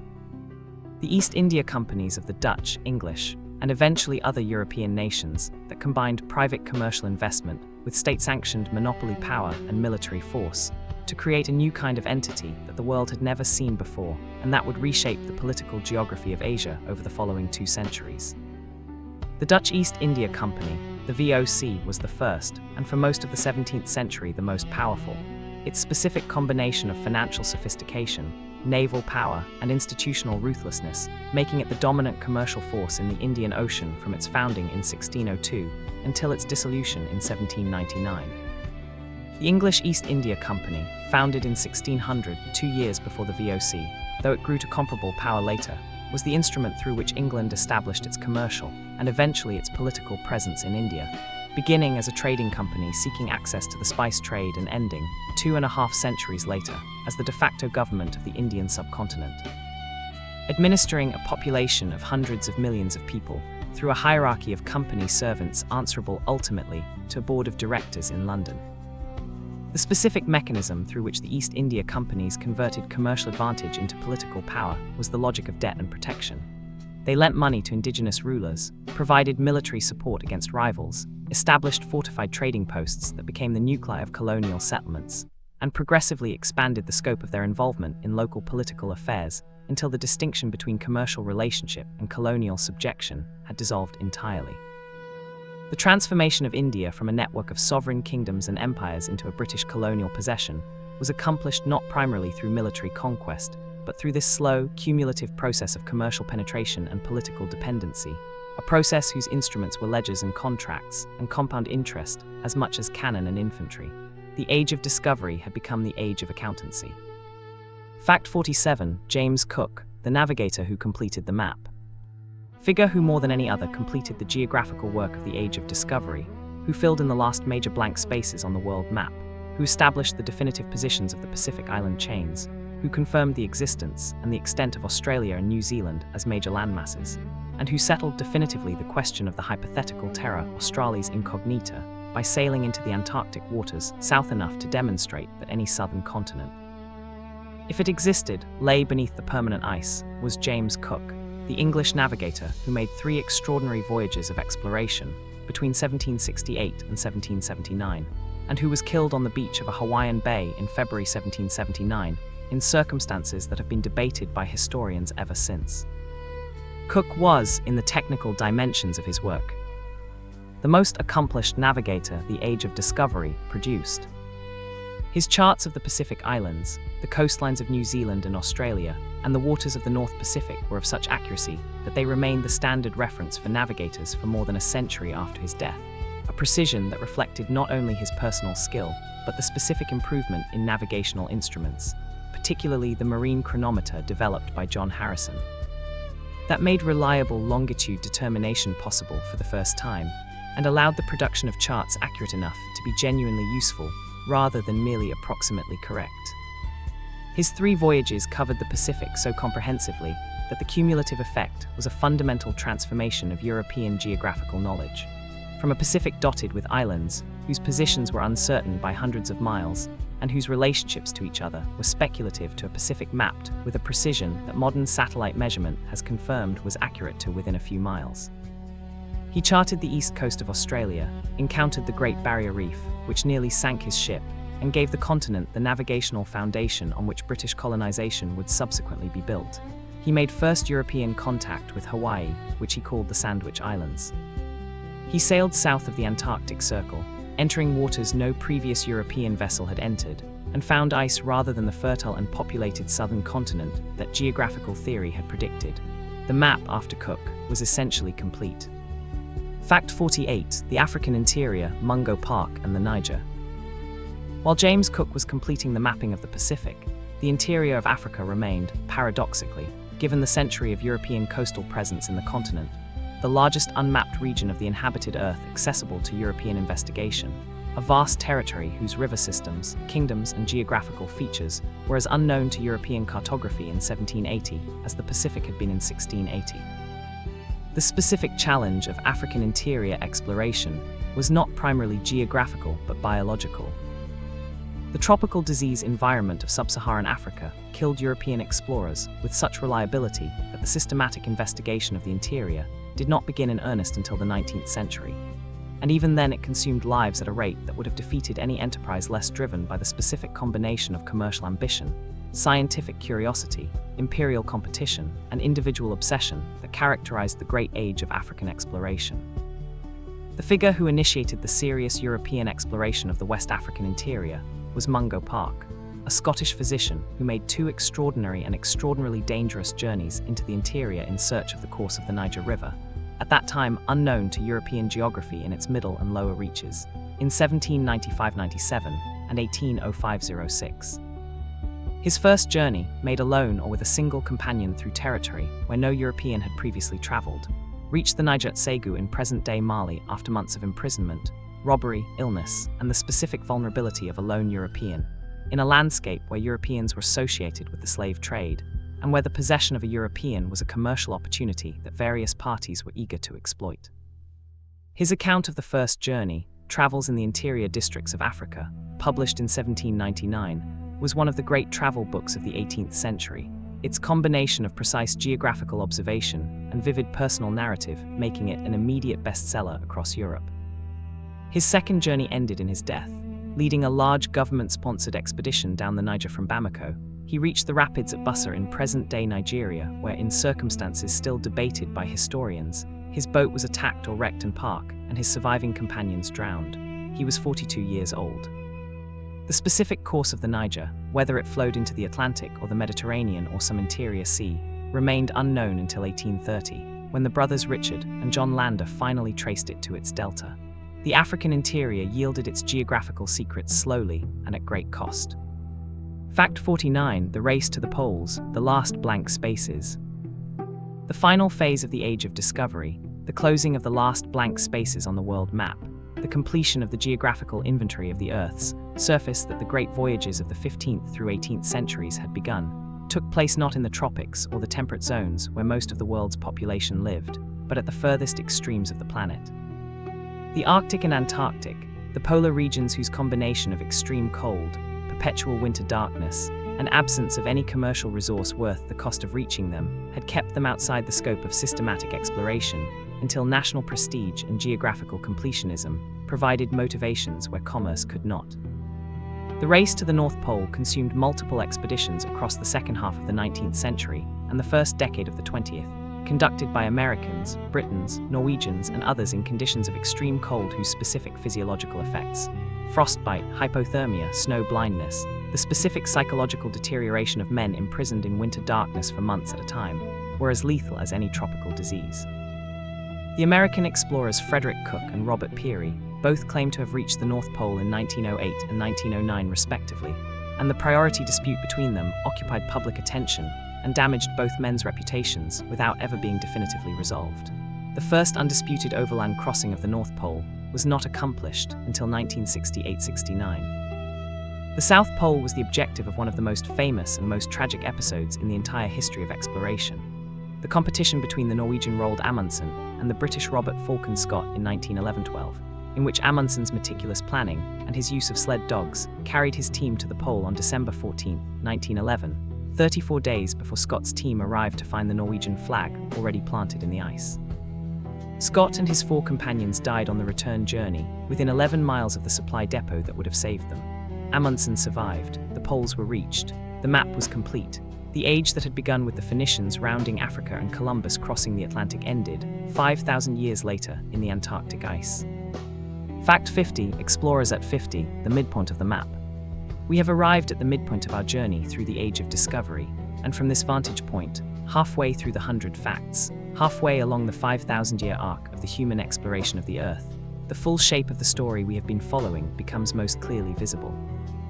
Not a story of progress in the simple sense, not a march from ignorance to knowledge, whose moral dimensions can be separated from its intellectual ones, but something more complex and more human.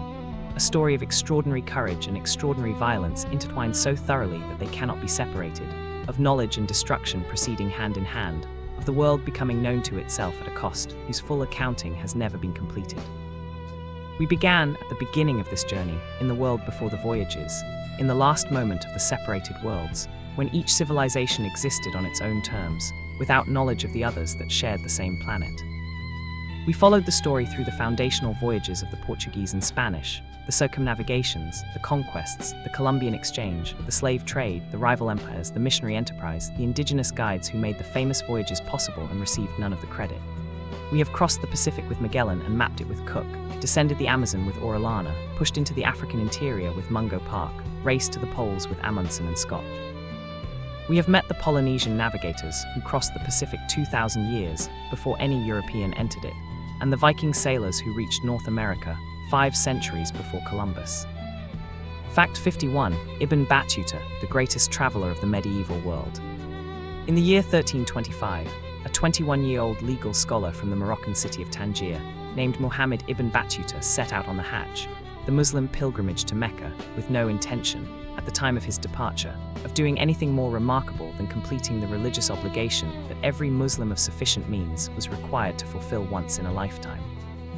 What he actually did over the following 29 years was travel approximately 75,000 miles across the breadth of the known world, through North Africa, the Middle East, the East African coast, Central Asia, India, Southeast Asia, China, the Mali Empire of West Africa, and the kingdoms of Anatolia and the Black Sea coast, visiting every major center of Islamic civilization and a substantial number of non-Islamic ones, and returning eventually to Morocco to dictate. At the request of the Marinid Sultan, an account of his travels that remains one of the most extraordinary geographical and ethnographic documents produced in the medieval world. Ibn Battuta traveled at a scale that makes his European contemporaries look stationary by comparison. His total distance covered, the 75,000 miles that scholars have calculated from his own account, is approximately 3 times the distance covered by Marco Polo, whose more celebrated travels have historically received far more attention in the Western tradition of exploration history, partly because his account was translated into European languages and entered the Western geographical tradition, and partly because the tradition of exploration history has, for most of its existence, been written by and for the heirs of European expansion rather than of Islamic civilization. Ibn Battuta's Rihla, the journey, was not translated into a European language until the 19th century, by which time the tradition of exploration history was already fully formed around its European cast of characters. What distinguishes Ibn Battuta's account from most of the European travel literature of the same period is the quality of his observation, his specific interest in the customs, the institutions, the legal systems, the dietary practices, the gender relations, and the political structures of every society he visited. Observed and described with the specific professional attention of a man trained in Islamic law, whose primary intellectual framework for evaluating what he saw was jurisprudential. His descriptions of the Mali Empire under Mansa Musa's successors, of the court of the Delhi Sultanate, of the Maldive Islands, where he briefly served as a judge, and of the Chinese coastal cities are among the most vivid and most detailed accounts of those societies in their specific historical moments that survive from any source in any tradition. Fact 52. The Silk Road, the world before the sea routes. The Silk Road, the network of overland and maritime trade routes that connected China to the Mediterranean world across the breadth of the Eurasian continent for approximately 1,500 years, between the 2nd century BCE and the 15th century CE, was in the most precise sense the precursor and the alternative to the oceanic exploration of the Age of Discovery. The existing mechanism through which the separated civilizations of Eurasia exchanged goods, ideas, diseases, religions, and people before the development of the sea routes that eventually displaced the overland connections and reorganized the geography of global commerce around the ports and harbors of the Atlantic and Indian Ocean coasts. The road itself was not a single route, but a shifting network of routes, each segment controlled by different political authorities and traversed by different sets of merchants who rarely if ever made the entire journey from one end to the other. The silk that gave the road its name, Chinese silk, the most valuable textile in the ancient world, produced by a process whose secret the Chinese guarded with the specific jealousy that any holder of a complete industrial monopoly applies to their most valuable asset, moved westward along this network in a series of commercial handoffs, each merchant buying from the previous one and selling to the next. The price doubling and trebling with each transaction until the bolt of Chinese silk that arrived in a Roman marketplace had cost 10 times the weight of the silk itself in silver. What the Silk Road carried along with its commercial cargo was, in the long run, more consequential than any specific commodity. It was one of the primary vectors through which Buddhism spread from India to China and Korea and Japan, through which Islam spread from the Arabian Peninsula to Central Asia and Indonesia, through which the Black Death traveled from Central Asia to the Middle East and Europe in the 14th century, killing approximately a third of the population of Eurasia in the most devastating pandemic in recorded history. Ideas, beliefs, artistic styles, agricultural crops, military technologies, and epidemic diseases moved along the Silk Road in both directions, making it the nervous system of the connected Eurasian world in the centuries before the ocean routes created a genuinely global system of connection. The Age of Discovery was not the beginning of globalization. It was globalization's acceleration. Fact 53. The Portuguese Empire in Asia, conquest by sea. The arrival of the Portuguese in the Indian Ocean in 1498, with Vasco da Gama's first voyage, initiated, within 2 decades, one of the most rapid and most consequential imperial expansions in the history of the Age of Exploration. The Portuguese seizure of control over the Indian Ocean trade network that had been organized and operated by Arab, Indian, Swahili, and Southeast Asian merchants for centuries, accomplished through a combination of naval superiority. The Portuguese caravel and its successors were more heavily armed than anything in the Indian Ocean at the time of their arrival, and a specific strategic vision, developed primarily by the Portuguese viceroy Afonso de Albuquerque, that identified the key choke points of the ocean's trade network and systematically seized them. Albuquerque's strategy was geographical in its essence: control the straits and the harbors through which the Indian Ocean trade necessarily flowed, and you controlled the trade itself without needing to control the vast ocean between them.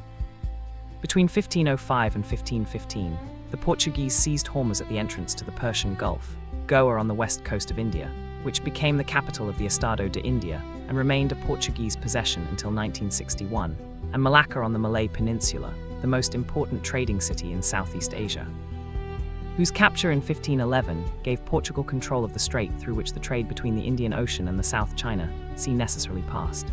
The Arab and Gujarati merchants who had controlled the spice trade were displaced, their ships seized or sunk, their trading relationships ruptured by the Portuguese imposition of a carta system that required all ships in the Indian Ocean to carry Portuguese trading licenses. The Portuguese Empire in Asia was, in its structure, fundamentally different from the Spanish colonial empire being constructed simultaneously in the Americas. Where the Spanish built a territorial empire based on the conquest and settlement of large landmasses, the Portuguese built a commercial empire based on the control of sea routes and trading posts, a network of fortified ports and factories scattered along the coasts of Africa, India, Southeast Asia, and China that controlled the movement of goods without attempting to control the vast populations of the interior. It was, in its specific historical form, the first global commercial empire, the first institution to exercise meaningful control over trade routes spanning the entire circumference of the inhabited world, and its specific structure provided the template, modified and extended, for the subsequent empires of the Dutch and the English. Fact 54. Alexander von Humboldt, the last universal explorer. Among all the figures who contributed to the tradition of exploration in the centuries following the great voyages of the 15th and 16th centuries, none combined geographical achievement, scientific innovation, and philosophical synthesis more completely or more influentially than Alexander von Humboldt. The Prussian naturalist and explorer whose 5-year journey through the Americas between 1799 and 1804 produced 30 volumes of scientific results and a series of synthetic works, most notably the Cosmos, which Humboldt began writing in his 70s and continued until his death at the age of 89, that attempted to present the entire natural world as a single interconnected system, governed by laws that could be identified through the combination of precise measurement and imaginative synthesis that was Humboldt's specific intellectual gift. Humboldt and his French botanist companion Aimé Bonpland traveled approximately 6,000 miles through Venezuela, Cuba, Colombia, Ecuador, Peru, and Mexico, ascending the volcano Chimborazo to an altitude of approximately 19,000 feet, higher than any human being had previously been documented to have climbed, though they did not reach the summit, collecting approximately 60,000 plant specimens. Measuring temperatures and altitudes and magnetic field strengths with an array of scientific instruments, and observing the relationships between altitude, climate, vegetation, and human settlement that produced Humboldt's most original scientific contribution. The understanding of vegetation zones as organized by altitude and climate, rather than simply by geography, a concept that laid the foundations of modern biogeography and ecology. Humboldt's influence on subsequent exploration, science, and intellectual life was extraordinary in its breadth and its directness. Charles Darwin took Humboldt's personal narrative of the South American journey on the voyage of the Beagle and described it as one of the most important intellectual influences on his own development. Simon Bolivar credited Humboldt with having done more than any military campaign to liberate the Americas by revealing to South Americans the true nature and the true potential of their continent. Henry David Thoreau was a devoted reader of the Cosmos. John Muir carried Humboldt's influence into the American conservation movement. The concept of nature as an interconnected system, the concept that underlies modern ecology, modern climate science, and modern environmental thinking, was formulated with decisive clarity by a Prussian naturalist who spent 5 years walking through the jungle with a barometer and a botanical collection box. Fact 55. The exploration of Australia, a continent discovered from the inside. The European exploration of Australia has a structural peculiarity that distinguishes it from the exploration of every other inhabited continent. The coastline of Australia was substantially mapped before the interior was penetrated, and the interior, the vast, arid, and in places extraordinarily inhospitable landscape of the Australian outback, was explored not from the coasts inward, but through a series of expeditions from the coastal settlements established by British colonisation after 1788, pushing progressively deeper into a landscape that offered few landmarks, unreliable water sources, and summer temperatures capable of killing an unprepared traveller within a day. The most famous and most tragic episode in the exploration of the Australian interior was the Burke and Wills expedition of 1860-61, a lavishly equipped, publicly celebrated attempt to make the first south-to-north crossing of the continent, from Melbourne to the Gulf of Carpentaria, that ended in the deaths of its two leaders and the survival of only one of its original members. Robert O'Hara Burke was a police officer with no previous exploration experience, appointed leader of the expedition because of his energy and his social connections rather than his qualifications. William John Wills was a surveyor and scientist of genuine ability, whose organizational and observational skills were the expedition's most valuable asset, and who shared, in the end, Burke's fatal fate. They reached the Gulf of Carpentaria, the northern coast of Australia, in February 1861, completing the south-to-north crossing, and turned south again into the conditions of the Australian summer that would kill them. The specific details of the Burke and Wills deaths, their return to the supply depot at Cooper Creek, to find it abandoned by the support party that had waited for them beyond the agreed deadline, their decision not to follow the tracks of the departing camels, but to push southwest toward a cattle station, their progressive physical deterioration in the heat, their dependence on the Nadu plant, whose preparation by local Aboriginal methods would have sustained them, but whose preparation by Burke and Wills' untrained hands produced a compound that blocked their thiamine absorption and accelerated their starvation, are among the most discussed and most debated episodes in Australian exploration history, a story whose specific preventability makes it more, rather than less, haunting. Fact 56. Women explorers, the tradition that history forgot. The standard histories of the Age of Discovery and its successors are populated almost entirely by men, by the navigators and conquistadors and naturalists, whose names have been attached to the geographical features they were first to describe, and whose journals and reports form the primary documentary record of the exploration tradition.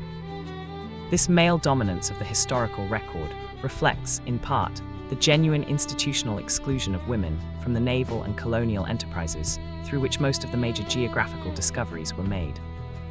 The conventions of the age, the structure of royal patronage, the organization of maritime careers, the legal and social frameworks that confined women's activities within specific domestic and civic spheres, made participation in formal exploration expeditions effectively impossible for most women in most periods.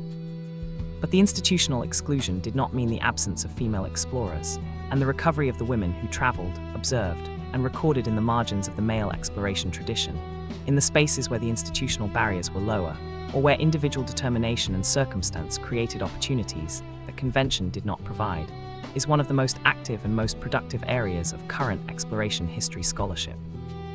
Isabella Bird, the Victorian travel writer who visited Japan, Korea, China, Persia, Morocco, and the Rocky Mountains in the 1870s and 1880s, writing detailed and observationally acute accounts of every journey that were widely read and that brought geographical and cultural information to a public hungry for it. Mary Kingsley, who travelled alone through West Africa in the 1890s, collecting fish specimens for the British Museum, climbing Mount Cameroon, and writing 2 books about her journeys that combined sharp political analysis of the colonial situation with vivid natural history. Jean Barrett holds a specific distinction. She was the first woman to circumnavigate the globe, having disguised herself as a man to join the Bougainville expedition of 1766-69, serving as assistant to the expedition's botanist, and being discovered, in a manner that the historical sources describe with varying degrees of sympathy, in Tahiti, after which she completed the circumnavigation anyway, the first woman to do what thousands of men before her had done. In the specific conditions of institutional exclusion that required her to pretend to be something she was not in order to do it, the plant genus Barycia was named after her, then renamed, and the memorial lost. It has recently been restored. Fact 57. David Livingstone, the man who disappeared. The Victorian age produced no more celebrated or more emblematic explorer than David Livingstone, the Scottish missionary and physician, whose 3 major expeditions through the African interior between 1849 and his death in 1873 covered more of the continent than any previous European explorer, whose combination of evangelical Christianity, abolitionist politics, and genuine scientific observation made him the most publicly celebrated British explorer of the 19th century, and whose disappearance into the interior in 1866, followed by 6 years of silence that ended with Henry Morton Stanley's famous finding of him in 1871 at Ujiji on the shores of Lake Tanganyika, produced one of the most celebrated episodes in the history of exploration and one of the most quoted, most parodied, and most debated greetings in the English language. Livingstone's specific geographical achievements were substantial. He was the first European to see Victoria Falls, which he named after the Queen in 1855, and his identification of the Zambezi River as a potential highway into the African interior, a claim that subsequent expeditions largely disproved, drove the British government to fund his second expedition. But his most important contribution to the history of Africa was arguably not geographical but political. His first-hand accounts of the Arab slave trade in East Africa, of the specific violence and specific human misery of a trade that was still operating at full capacity in the interior of Africa, while the transatlantic slave trade had been formally suppressed, brought the reality of African slavery to the attention of the British public with an emotional force that no previous documentation had achieved. His death, when it came, had the specific quality of the life. He died in a small village in present-day Zambia in May of 1873, kneeling in prayer beside his bed, his body found by his African companions who had traveled with him for years. They removed his heart and buried it under tree in the African soil he had spent his life traversing. Then they preserved his body, wrapped it in bark and sailcloth, and carried it 9 months across the continent to the coast, a journey of approximately 1,000 miles, that they might return him to England for burial. He was buried in Westminster Abbey. His heart remained in Africa. Fact 58. The mapping of the Pacific Islands, Cook's legacy. The specific cartographic legacy of James Cook's 3 Pacific voyages, the precise, carefully verified, instrumentated charts of the Pacific island chains and coastlines that Cook and his surveyors produced between 1768 and 1779, was not merely a technical achievement in the history of navigation, but a transformation of the political geography of the Pacific, whose consequences extended across the following century and a half. Accurate charts are instruments of power. They make it possible to navigate to specific destinations, to anchor ships in specific harbors, to establish regular supply routes and trade connections, to plan military operations and colonial settlements.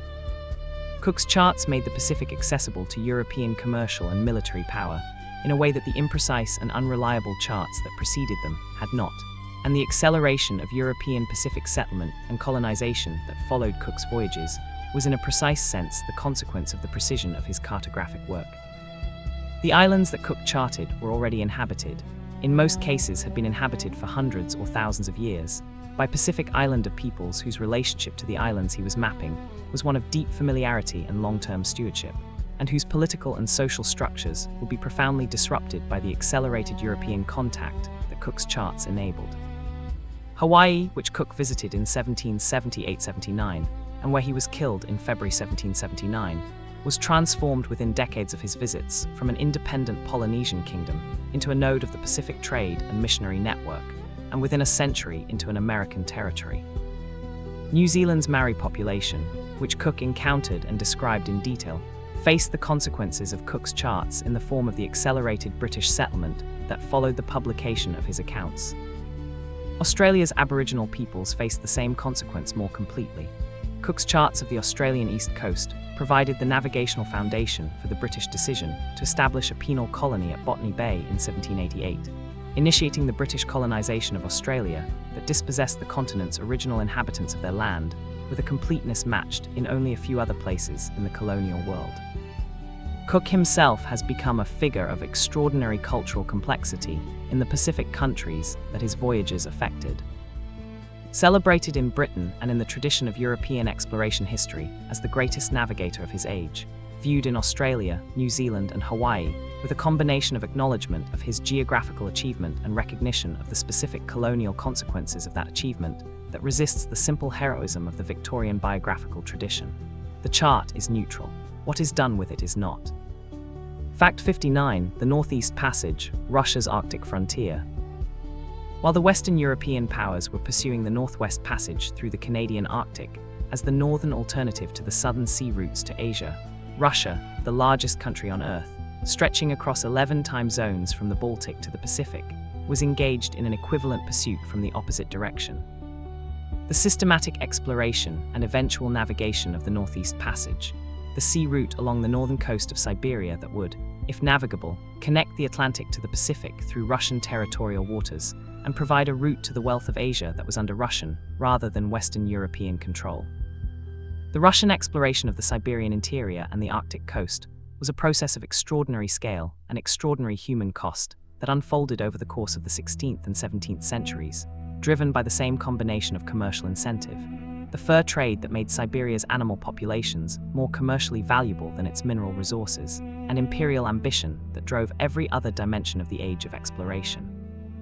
The Cossack explorer Yermak Timofeyevich crossed the Urals and initiated the Russian conquest of Siberia in 1582, a conquest that proceeded eastward with astonishing speed, reaching the Pacific coast in 1639, 57 years after its initiation, covering a distance of approximately 6,000 miles through some of the most difficult terrain and most extreme climate conditions on the inhabited surface of the Earth. The Northeast Passage was not successfully navigated as a complete route until 1878-79, when the Finnish-Swedish explorer Adolf Erik Nordenskjöld, commanding the ship Vega, made the first complete passage from the Atlantic to the Pacific through the Arctic waters north of Siberia, 330 years after the first serious European attempt on the route. Like the Northwest Passage, the Northeast Passage has become, in the 21st century, progressively more accessible as Arctic sea ice retreats in response to climate change, a grim navigational benefit of a planetary process whose other consequences are catastrophic. The passages that explorers died trying to find for centuries are opening now. The reasons for their opening are not a cause for celebration. Fact 60, Explorers at 60, What was found and what was lost.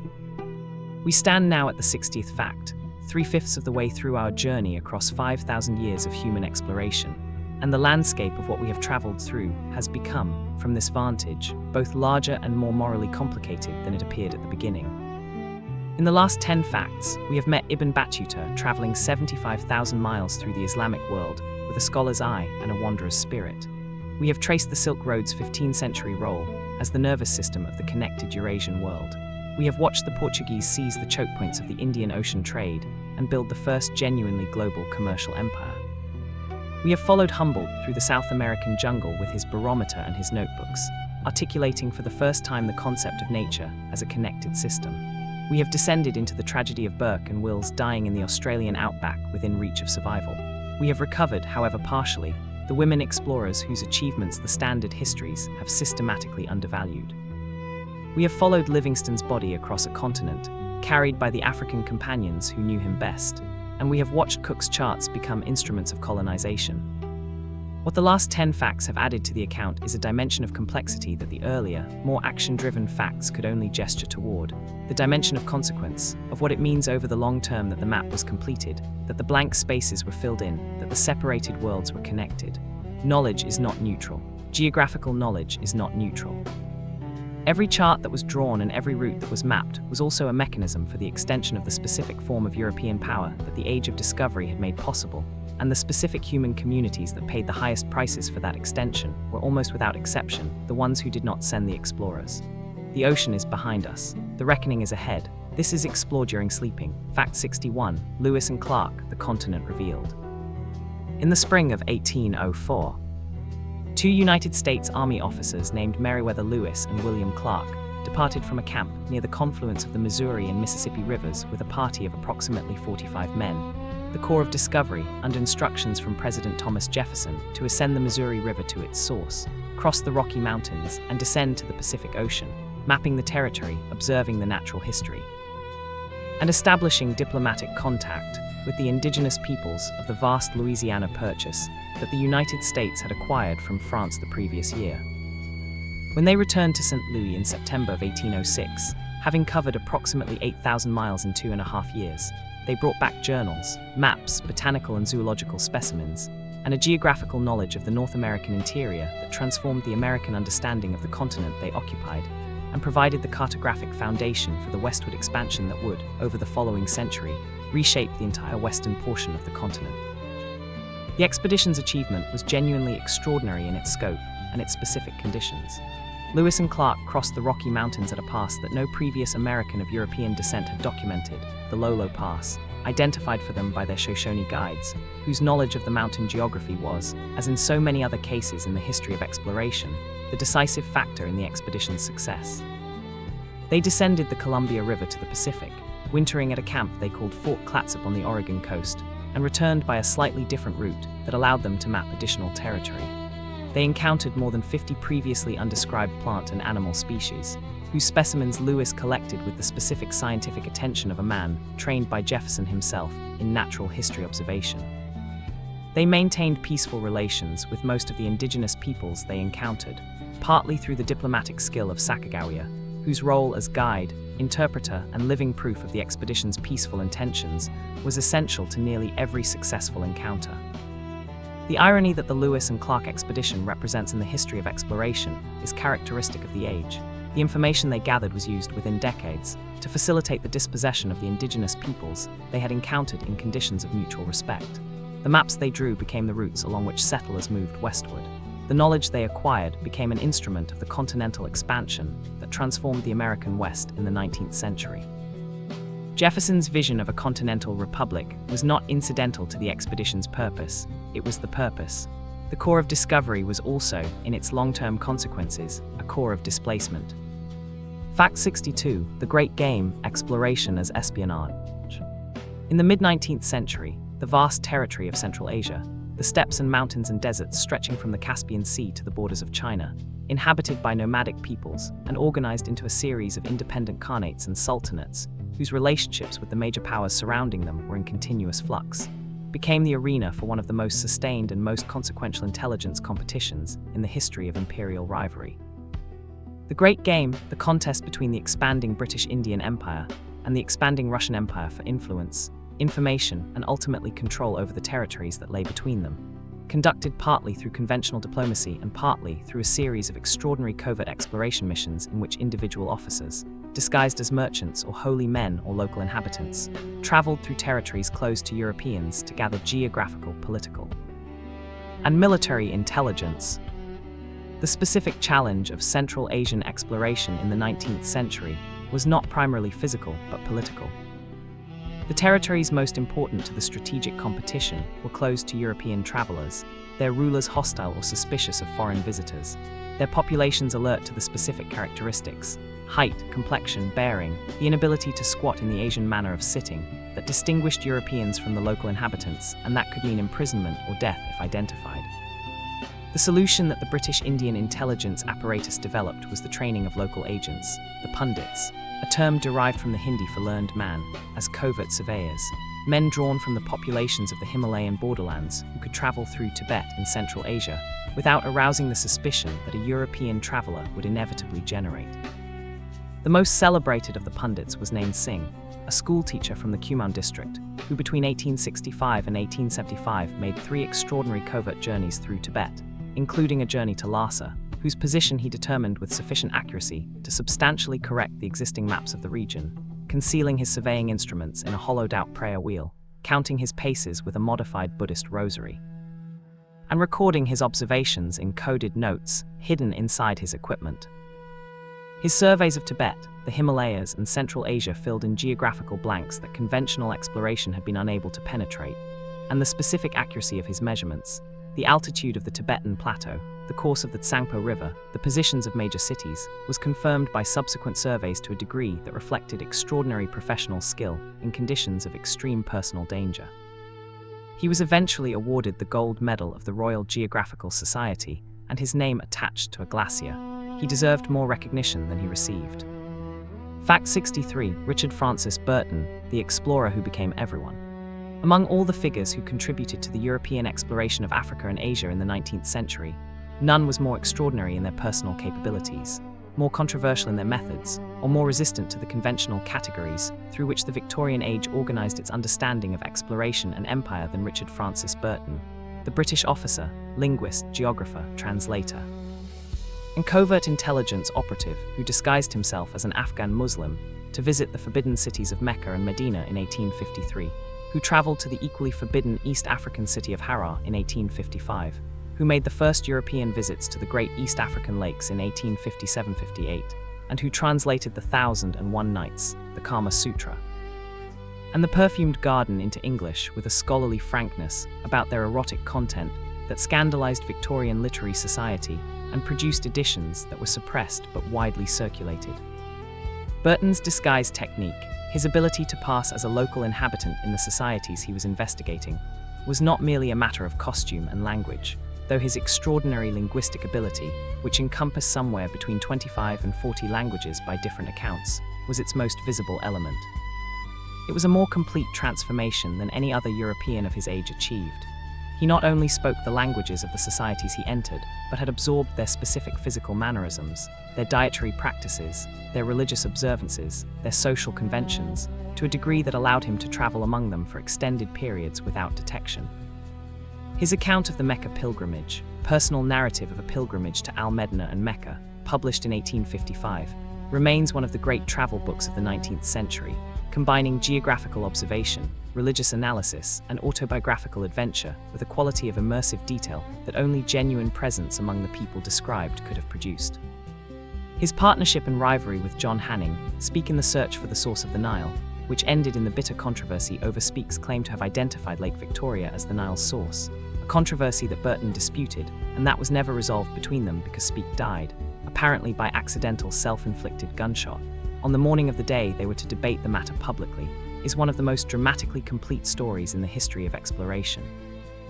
Two extraordinary men, one possessing the broader knowledge and the finer mind, the other possessing the specific luck and the specific simplicity of vision that produced the decisive discovery, separated by a rivalry that neither could transcend and that ended, for one of them, in a silence that settled nothing. Fact 64, the race for the Nile, Africa's greatest mystery.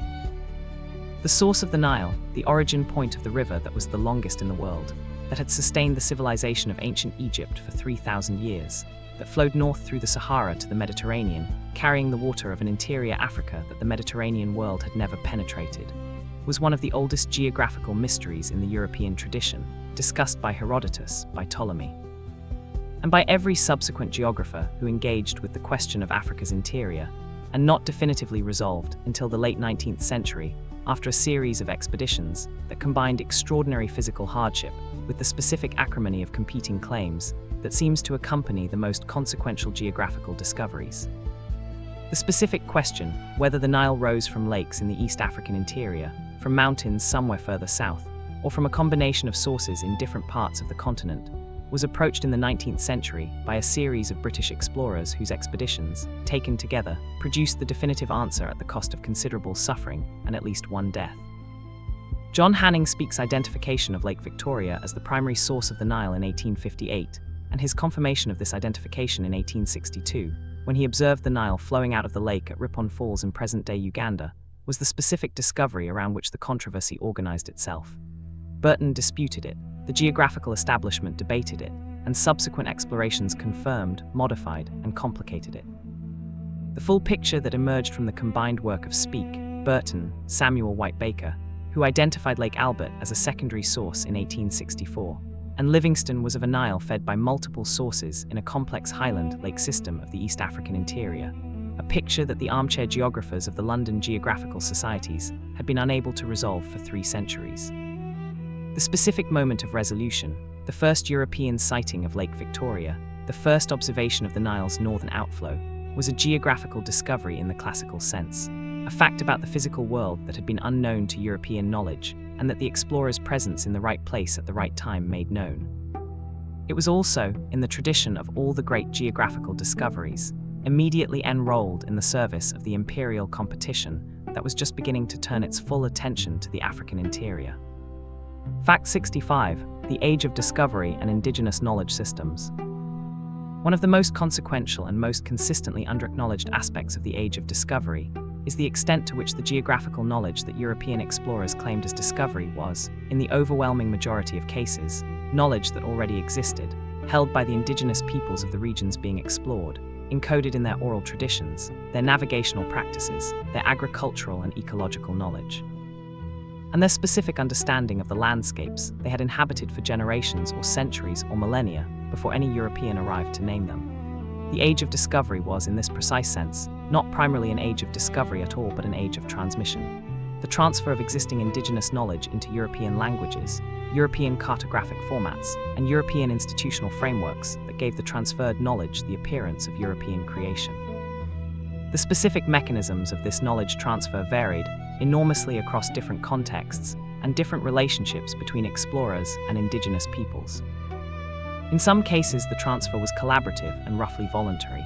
The cases of indigenous guides and informants who chose to share their knowledge with European explorers in the hope of establishing relationships of mutual benefit, as Sacagawea chose to assist the Lewis and Clark expedition, or as various Pacific Islanders assisted Cook's surveys by providing detailed knowledge of the islands and routes of the Pacific that Cook then incorporated into his charts. In other cases, the transfer was coerced, obtained through the threat or the application of force, extracted from people who had no good choice about whether to share what they knew. In most cases, it was somewhere in between, a complex transaction in an unequal power relationship whose specific terms reflected the specific local circumstances of each encounter. What was lost in the transfer, what the encoding of indigenous knowledge into European cartographic formats systematically erased, was the relational dimension of indigenous geographical knowledge. The understanding that geographical features are not neutral objects to be measured and named, but places with histories, with relationships to specific communities, with responsibilities attached to their use and their stewardship. The Aboriginal Australian concept of country, the understanding that the land is not a possession but a relationship, not a resource but a relative, could not survive translation into the coordinate system of European cartography, which encoded every feature of the landscape as a point or a line with a position but no meaning. The map that replaced the indigenous knowledge systems was more precise in its measurements. It was less complete in its understanding. Fact 66. The exploration of the Amazon after Orellana.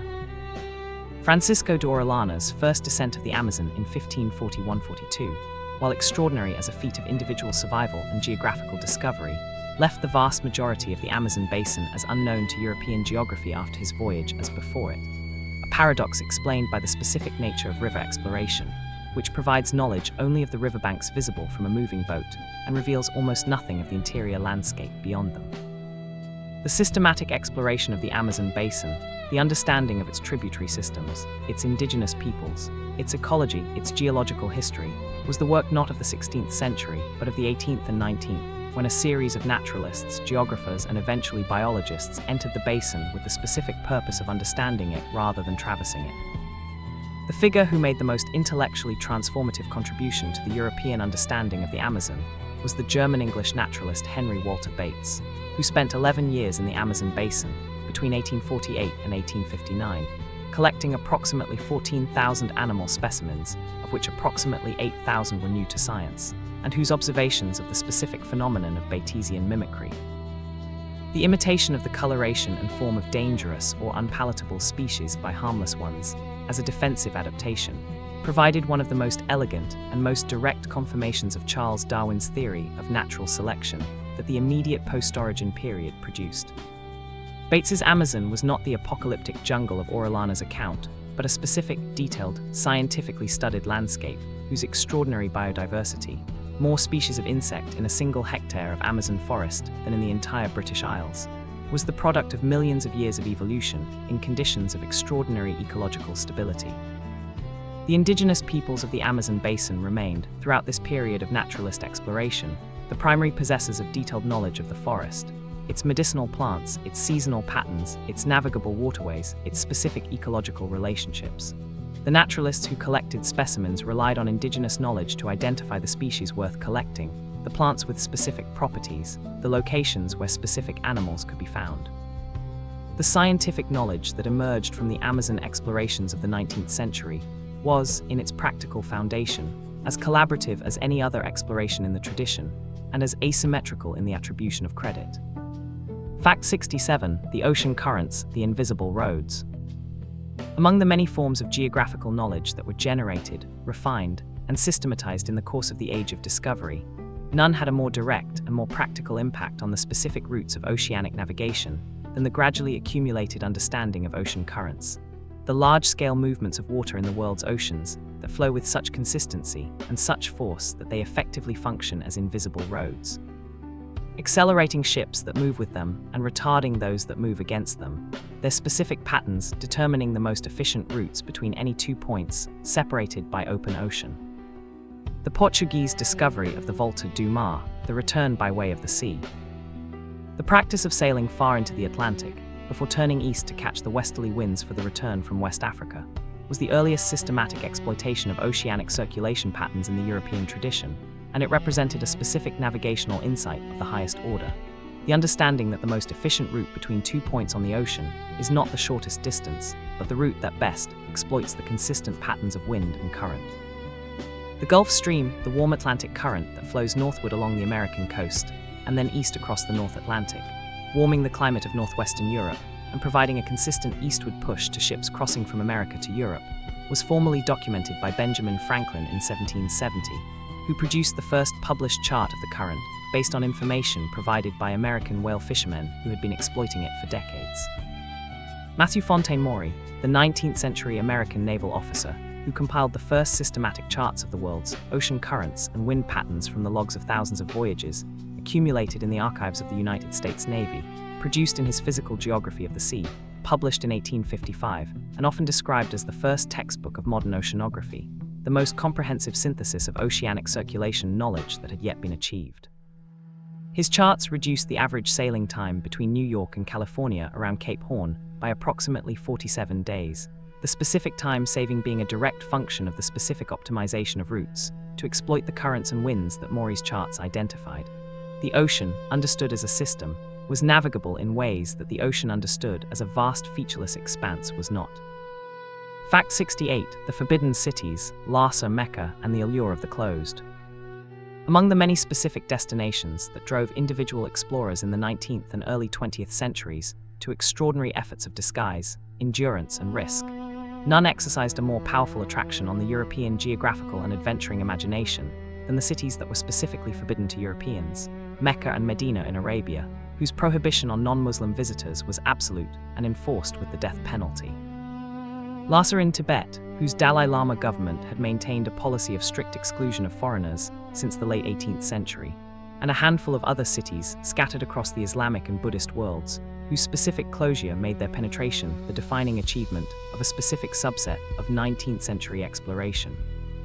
The specific allure of the Forbidden City was not primarily commercial.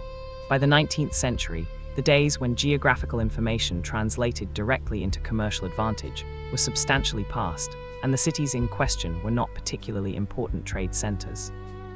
It was something more personal and more revealing of the specific psychology of the Victorian explorer. The combination of the cartographic imperative to complete the map and the cultural imperative to demonstrate that no place on the accessible surface of the Earth was genuinely inaccessible to a sufficiently determined and sufficiently capable European. The Forbidden City was, in this understanding, not primarily a place of religious significance or political sensitivity, but a gap in the European geographical record, an incompleteness in the inventory of known things, whose existence was experienced as a challenge, and whose penetration was experienced as an achievement, regardless of what was actually found there. Burton's Mecca pilgrimage of 1853 and his Harad journey of 1855 were motivated by this combination of the cartographical and the personal in roughly equal measure. The Japanese Buddhist monk Eikai Kawaguchi's journey to Lhasa in 1900, disguised as a Chinese monk, approached the Forbidden City from a direction opposite to the European one, and with motivations, religious devotion, scholarly inquiry, that remind us that the allure of the closed was not exclusively a European phenomenon. The Swedish explorer Sven Hedin, who made 4 major expeditions to Central Asia between 1894 and 1935, was driven by a geographical perfectionism that treated every unmapped territory as a personal affront. The map had to be complete, the gaps had to be filled. The reasons for the gaps, the specific political and religious and cultural meanings of closure to the societies that maintained it, were secondary to the geographical imperative.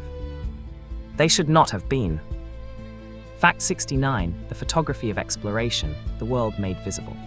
The development of photography in the 1830s and 1840s, and its progressive improvement in portability and reliability over the following decades, produced a transformation in the relationship between exploration and the wider public that was as significant as any other technological development in the history of the tradition. For the first time, the people at home could see what the explorers had seen, could look at an actual image of the Nile's source, or the face of the Amazon, or the coastline of Antarctica, rather than relying on the verbal descriptions and the drawn illustrations that had previously been the only available forms of geographical visual communication. The specific impact of photographic documentation on the reception of exploration accounts was immediate and substantial.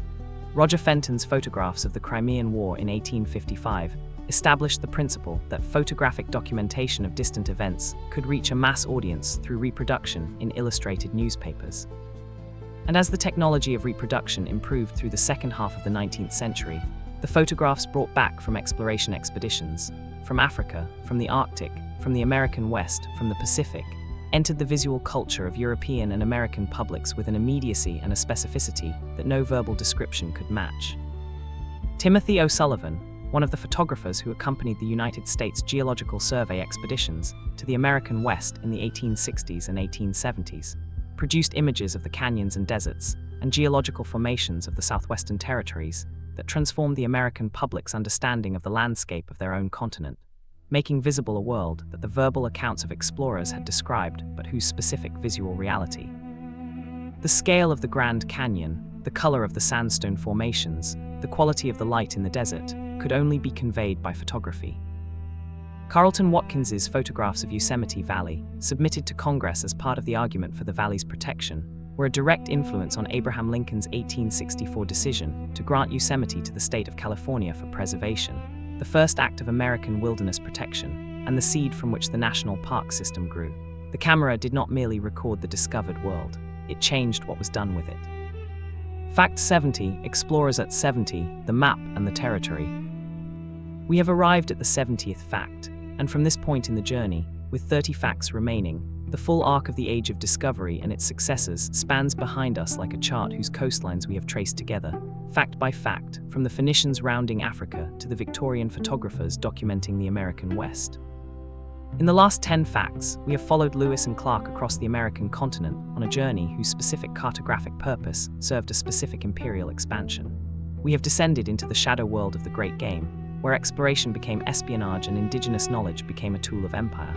We have met Burton, the most complete chameleon of the exploration tradition, and followed the bitter rivalry for the Nile's source that ended in Speke's ambiguous death. We have recovered the indigenous knowledge systems that the Age of Discovery transferred into European formats without acknowledging their origins. We have followed the Amazon through its naturalist phase, watched Maury chart the ocean currents, explored the psychology of the Forbidden City, and witnessed photography transform the public reception of exploration. What these 10 facts have added to the account is a dimension of self-consciousness, the recognition that the tradition of exploration was, by the 19th century, examining itself, questioning its own methods, and beginning to acknowledge in the work of figures like Humboldt and Bates and the pundits, that the knowledge the tradition was generating was not neutral, not valueless, not simply the product of European intellectual achievement, but a collaborative and contested product whose specific ownership and whose specific consequences were more complicated than the celebration of individual explorers had allowed for. The map was never the territory. The 30 facts ahead go deeper into the distance between them. This is Explore During Sleeping. Fact 71, the Franklin Expedition, the Arctic's most famous disaster.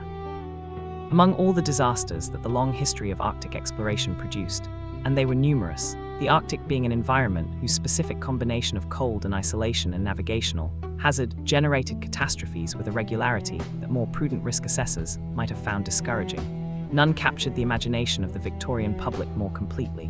None generated more subsequent search expeditions.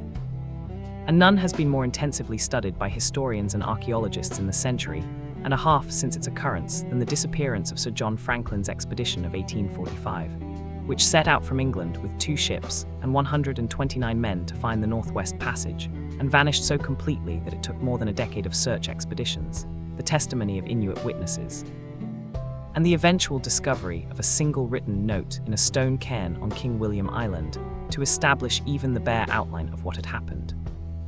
Franklin himself was 60 years old when he led the expedition, a veteran of 3 previous Arctic voyages whose specific qualifications for command were more a matter of seniority and social standing than of the specific technical expertise that the conditions of the voyage required. His two ships, HMS Erebus and HMS Terror, recently returned from James Clark Ross's Antarctic expedition, were the most technologically advanced polar vessels of the age, equipped with steam engines, retractable propellers, and enough provisions for 3 years.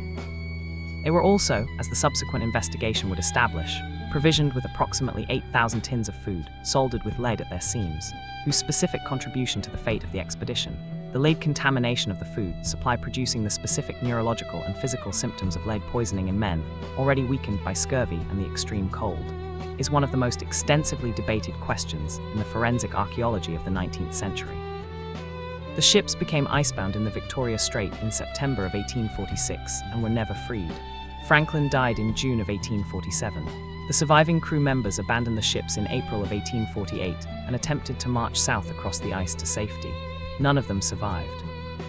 The subsequent search for the expedition's remains, which began in 1848 and continued intermittently for more than a century, eventually recovered human bones, equipment, written records, and eventually the wrecks of both ships themselves, discovered by Canadian underwater archaeologists in 2014 and 2016, lying on the seafloor of the Northwest Passage that Franklin had died trying to find. The passage had been found by the worst possible method. Fact 72. Henry Morton Stanley, the reporter who found a continent. The Victorian Age's most celebrated and most controversial African explorer was not a scientist or a naval officer or a missionary, but a journalist, a Welsh-born, American-raised newspaper correspondent named Henry Morton Stanley, whose commission from the New York Herald to find the missing David Livingstone produced, in the legendary encounter at Ujiji in November 1871, one of the most famous scenes in exploration history, and whose subsequent career as an explorer in his own right generated the most extensive European mapping of the Congo Basin in the 19th century, along with a personal history of extraordinary violence that has made him one of the most contested figures in the entire exploration tradition. Stanley's specific skills were different from those of most of his contemporaries in the African exploration tradition. He was not a scientist, not primarily a cartographer, not a linguist or an ethnographer. He was a logistician and a leader of men under extreme conditions, with a specific talent for organizing and sustaining large expeditions through difficult terrain and a specific willingness to use force against hostile parties, against deserters, against anyone whose resistance threatened the expedition's progress, that distinguished his methods sharply from those of Livingstone, whose gentle manner with indigenous peoples was as much a part of his reputation as his geographical achievements. Stanley's 3 major African expeditions, the search for Livingstone in 1871, the circumnavigation of Lake Victoria and descent of the Congo River in 1874-77, and the relief of Emin Pasha in 1887-89, covered more of the African interior than any other single explorer's work in the century. His descent of the Congo River in 1874-77, a journey of approximately 7,000 miles from the East African coast to the mouth of the Congo on the Atlantic, the first complete descent of the river by a European, and one of the most grueling exploration journeys of the 19th century, produced the geographical knowledge on which King Leopold II of Belgium built his claim to the Congo Free State. The private colonial possession whose administration was characterized by a systematic brutality that produced, when it was finally exposed in the early 20th century by the journalist E.D. Morel and the diplomat Roger Casement, one of the first international human rights campaigns in history. Stanley provided the map. Leopold used it for a purpose that Stanley's own account of African life should have made predictable. Fact 73. The scramble for Africa when maps became weapons. Between approximately 1880 and 1914, the European powers, Britain, France, Germany, Belgium, Portugal, Italy, and Spain, completed the colonial partition of the African continent with a speed and a thoroughness that had no precedent in the history of imperialism. Transforming within a generation, a continent in which approximately 80% of the territory was governed by indigenous states and kingdoms into one, in which approximately 80% was under European colonial control. This process, which contemporaries called the Scramble for Africa, and which historians have subsequently analyzed as one of the most consequential political events of the 19th century, was made possible, in its specific geographical dimensions, by the exploration tradition of the preceding decades, whose maps and surveys had provided the European powers with the geographical knowledge required to draw the boundaries of their colonial territories, and whose accounts of African peoples and resources had provided the intellectual framework within which the partition was justified. The Berlin Conference of 1884-85, at which the major European powers met to agree on the rules governing the partition of Africa, was in its essential nature a cartographic exercise. The delegates drew lines on maps of a continent most of them had never visited, dividing territories between competing colonial claims on the basis of prior exploration, existing spheres of commercial influence, and the specific geopolitical calculations of the conference's convener, Otto von Bismarck. The lines they drew were drawn without reference to the existing political boundaries of the African kingdoms and peoples whose territories they were dividing, a specific indifference to indigenous political geography whose consequences, in the form of the ethnic and political conflicts that the arbitrary colonial boundaries generated and that their post-colonial successors inherited, have shaped the political history of Africa from independence to the present day. The relationship between exploration and the scramble was not simply that exploration provided the maps the partition required. The exploration tradition also provided an intellectual and moral framework, the concept of terra nullius, of empty land awaiting development, the evolutionary racism of late Victorian anthropology, the specific language of the civilizing mission that made the partition seem not merely possible but obligatory, not an act of conquest, but an act of philanthropy whose beneficiaries were the African peoples being subjected to European rule. The explorer who had described African societies in detail was followed within a generation by the colonial administrator who used those descriptions to justify their subjection. The map became a weapon by becoming accurate. Fact 74, the opening of Japan, exploration in reverse. The story of Japan's encounter with European exploration in the 16th through 19th centuries is in many respects the inverse of every other story in the Age of Discovery. Where most of the discoveries of the age were made by Europeans arriving in the territories of other peoples and claiming knowledge of them, Japan's engagement with European exploration was characterized, after an initial period of contact in the 16th century, by a deliberate and sustained policy of exclusion, the Sakoku, or closed country policy, maintained by the Tokugawa shogunate from approximately 1635 to 1853. That reversed the normal direction of exploration by making Japan the object of European geographical curiosity that could not be satisfied by direct investigation. The specific reasons for the Sakoku policy were internal to Japanese politics. The Tokugawa shogunate's desire to suppress the destabilizing influence of Christianity, which had been spreading through Japanese society following the arrival of Jesuit missionaries in 1549, the related desire to prevent the Portuguese and Spanish colonial powers from establishing the commercial and political footholds in Japan that had proved the precursor to colonial subjection elsewhere in Asia, and the general preference for political stability over commercial opportunity that characterized the Tokugawa domestic policy. The result was a society that maintained, for more than 2 centuries, a carefully controlled isolation from the European world, allowing Dutch traders a single commercial post on the artificial island of Dejima in Nagasaki harbor, and permitting no other European presence. The forced opening of Japan in 1853 by the American Commodore Matthew Perry, who arrived in Tokyo Bay with a fleet of steam-powered warships and presented the Japanese government with a letter from President Millard Fillmore demanding the establishment of commercial relations under the implicit threat of bombardment, reversed the usual direction of the exploration encounter with a specificity that has no close parallel in the history of the age. The discovery of Japan, in the specific sense of its forced incorporation into the global commercial system, was made not by navigators pushing into unknown waters, but by a military demonstration of the specific power that the Industrial Revolution had given to the nations that had emerged from the Age of Discovery as its primary beneficiaries. The map of Japan was already complete. What Perry drew was a different kind of line entirely. Fact 75, the deep ocean, the last unexplored territory. The systematic exploration of the deep ocean, the investigation of the vast, lightless, cold depths that constitute approximately 95% of the habitable volume of the Earth, and that remained well into the 20th century, less well known to science than the surface of the Moon, began in its modern form with the voyage of HMS Challenger between 1872 and 1876. A 4-year circumnavigation of the world's oceans during which the ship's scientists conducted 362 deep-sea soundings, dredging samples from depths of up to 26,000 feet and discovering, to the astonishment of a scientific community that had largely believed the deep ocean to be lifeless, that the deepest parts of the ocean were populated by an extraordinary diversity of previously unknown organisms. The Challenger expedition was, in its scientific ambition and its methodological rigor, the oceanic equivalent of Cook's Pacific Surveys, a systematic, institution-backed program of investigation that aimed not at a specific geographical objective, but at the comprehensive scientific description of an environment. The results, published in 50 volumes that appeared between 1885 and 1895, were the foundation of the modern science of oceanography, providing the first systematic inventory of deep-sea life, the first reliable measurements of deep ocean temperatures and chemistry, and the first evidence for the existence of the mid-Atlantic ridge. The undersea mountain range, whose discovery would not be fully understood until the development of the theory of plate tectonics in the 1960s. The deep ocean remains, in the 21st century, the least explored major environment on Earth.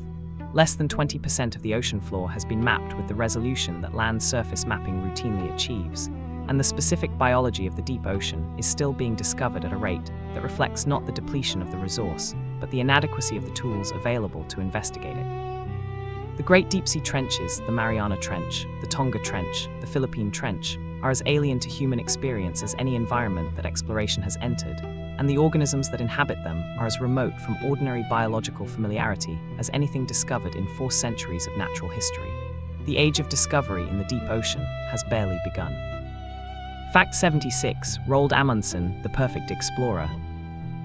In the entire history of polar exploration, a field whose specific demands of planning, endurance, leadership, and technical competence have produced some of the most admired and most tragic figures in the exploration tradition, no one achieved such a consistent record of success, prepared for the specific conditions of their objectives with such meticulous thoroughness, or displayed such a complete alignment between the demands of their environment and the specific qualities of their character as the Norwegian explorer Roald Amundsen, who navigated the Northwest Passage, reached the South Pole, and completed the first flight over the North Pole in a career that produced no major failures and no deaths that systematic preparation could have prevented.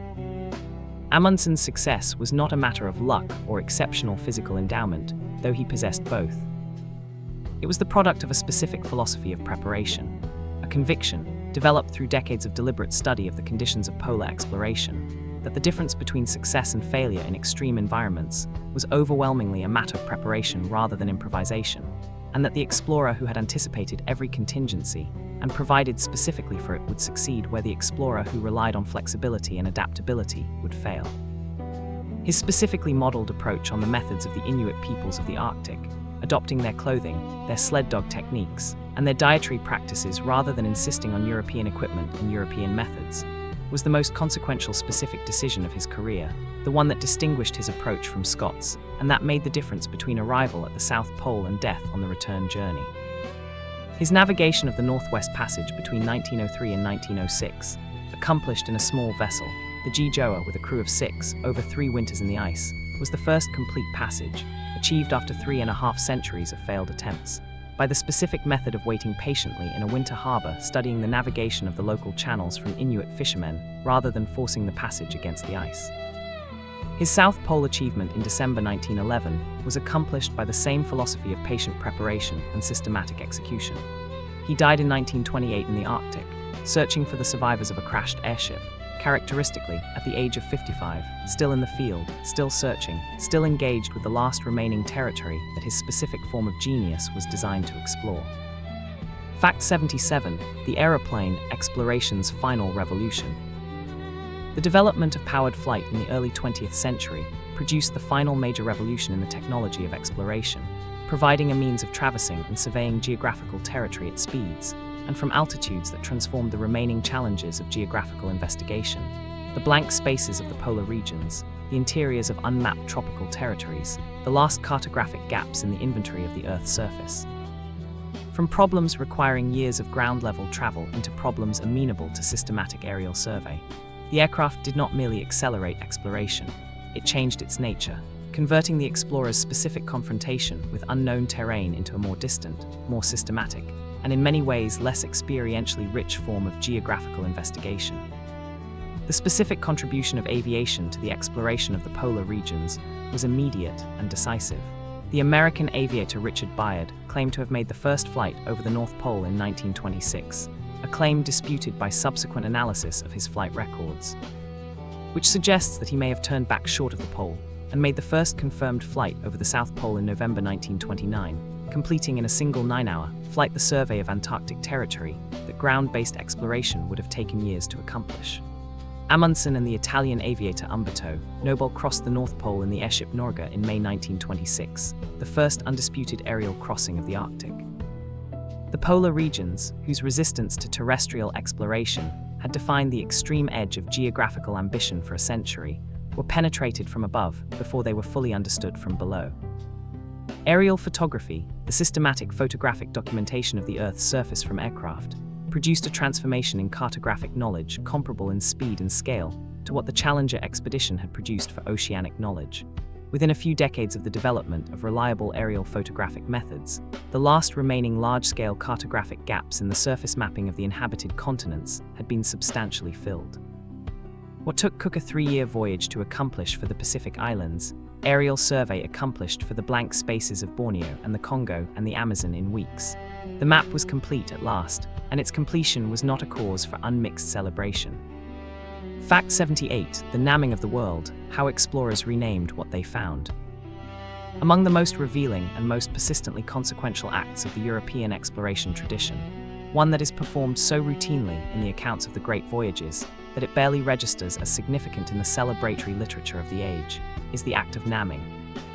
The explorer's habit, formalized in the protocols of their royal patrons and institutionalized in the cartographic tradition that preserved their names for subsequent use, of namming the geographical features they encountered after themselves, their sovereigns, their patrons, their ships, and their compatriots, thereby replacing or overwriting the names that the peoples who had known those features for generations or centuries had given them, and installing in the geographical record a system of nomenclature that reflected the explorer's origin rather than the landscape's history. The scale of this renaming, accumulated across 4 centuries of exploration, is one of the most extensive acts of cultural imposition in human history. The Americas were named after Amerigo Vespucci. The Pacific was named by Magellan for the weather conditions of a single crossing. The Cape of Good Hope was named by a Portuguese king who had never seen it. Victoria Falls was named by Livingstone after a British queen whose knowledge of southern Africa was negligible. Hudson Bay, Cook Inlet, Cape Horn, the Bering Strait, Magellan Strait, Tasman Sea, the geographical vocabulary of the modern world is a memorial to the explorers who imposed their names on it, and a systematic erasure of the names that the people who knew those places before the explorers arrived had been using for as long as their oral traditions could remember. The specific political dimensions of this renaming have been most actively contested in the contexts where indigenous peoples have maintained the political standing to challenge the cartographic inheritance of the colonial period. Australia's ongoing process of restoring Aboriginal place names to geographical features, whose European names were applied in the 18th and 19th centuries, is one of the most extensive cartographic decolonisation projects in the world. New Zealand's incorporation of Maori place names into official geographical nomenclature alongside or in place of their European equivalents is another. The names on the map are not merely labels, they are claims. The contest over them is not merely semantic. It is a contest about whose history the landscape is understood to carry. Fact 79, the exploration of the ocean floor, the last map. The mapping of the ocean floor, the systematic measurement and charting of the topography of the 97% of the Earth's surface that lies beneath the sea, is the exploration project of the 20th and 21st centuries, the final major program of geographical investigation, whose completion will constitute the last act of the terrestrial mapping tradition that the Age of Discovery initiated. It is a project that has progressed with extraordinary rapidity since the development of sonar technology in the early 20th century, and is still, in the 21st century, far from complete. The most recent estimates suggest that approximately 20% of the global ocean floor has been mapped to a resolution comparable to what is routinely available for land surfaces, and that the remaining 80% is known only at resolutions that would, if applied to land maps, leave the location of mountain ranges uncertain by tens of kilometers. The specific technology that has driven the most recent advances in ocean floor mapping is multi-beam sonar, a system that emits a fan of sound pulses from a ship's hull and measures the time taken for each pulse to return from the ocean floor, building up a 3-dimensional map of the seafloor topography at resolutions that single-beam soundings could not approach. The systematic deployment of this technology on research vessels since the 1970s has produced the most detailed maps of the ocean floor yet achieved, revealing a landscape of extraordinary geological complexity. Mid-ocean ridges running for 40,000 miles through every ocean, formed by the same plate tectonic processes that build the continents. deep-sea trenches plunging to depths of more than 6 miles, the result of one tectonic plate subducting beneath another. Abyssal plains of almost perfect flatness, carpeted with sediment accumulated over millions of years. Seamounts rising from the ocean floor by thousands of feet, their summits inhabited by biological communities whose specific ecology was unknown until the first submersible surveys reached them.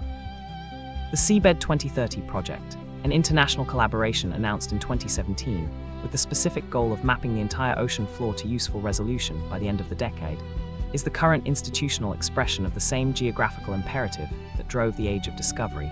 The conviction that the complete map is both achievable and necessary, that the blank spaces are an incompleteness in the human understanding of the planet that demands correction. The ocean floor is the last large-scale terra incognita on Earth. The technology to map it exists. The will to do so is present. The completion of the map is only a matter of time. Fact 80, Explorers at 80, the horizon that never closes. We stand now at the 80th fact, 20 facts from the end of our journey, and the full arc of 5,000 years of human exploration stretches behind us in the quiet dark. From the Phoenician sailors rounding Africa in the 7th century BCE, to the sonar beams mapping the Mariana Trench in the 21st century CE, from the caravel rounding Cape Bojador to the submersible descending to the bottom of the Challenger Deep. From the first Portuguese footprint on the West African shore to the last blank space being filled in on the ocean floor map. In the last 10 facts, we have watched the Franklin expedition disappear into the Arctic ice, followed Stanley into the Congo Basin, watched the scramble for Africa turn exploration maps into colonial boundaries, traced the forced opening of Japan, descended into the deep ocean with the Challenger, studied the perfect preparation of Amundsen, watched aviation complete the aerial survey of the Earth's surface, confronted the act of renaming that overlaid the indigenous geographical vocabulary with the explorer's own, and followed the sonar beams into the last unexplored depths of the ocean floor. What the 80th fact makes visible, from the vantage of the nearly complete journey, is a quality of the exploration tradition that none of the individual facts captures alone. Its specific relationship to the horizon, understood not as a physical boundary but as a psychological one, the boundary between what is known and what is not, the line that the explorer is by definition committed to crossing, and that retreats before the advancing cartography as the physical horizon retreats before the advancing ship, always at the same distance, always defined by the limit of the current knowledge rather than by any fixed geographical feature. The horizon never closes. The map is never complete. The ocean is always ahead. This is explored during sleeping. Fact 81, Antarctica, the White Continent. Antarctica, the continent that covers the southern polar region of the Earth, the 5th largest continent by area, the coldest and driest and windiest place on the surface of the planet, was the last continent to be discovered and the last to be systematically explored, its existence suspected for centuries before it was confirmed by observation, its interior not penetrated by any human being until the early 20th century.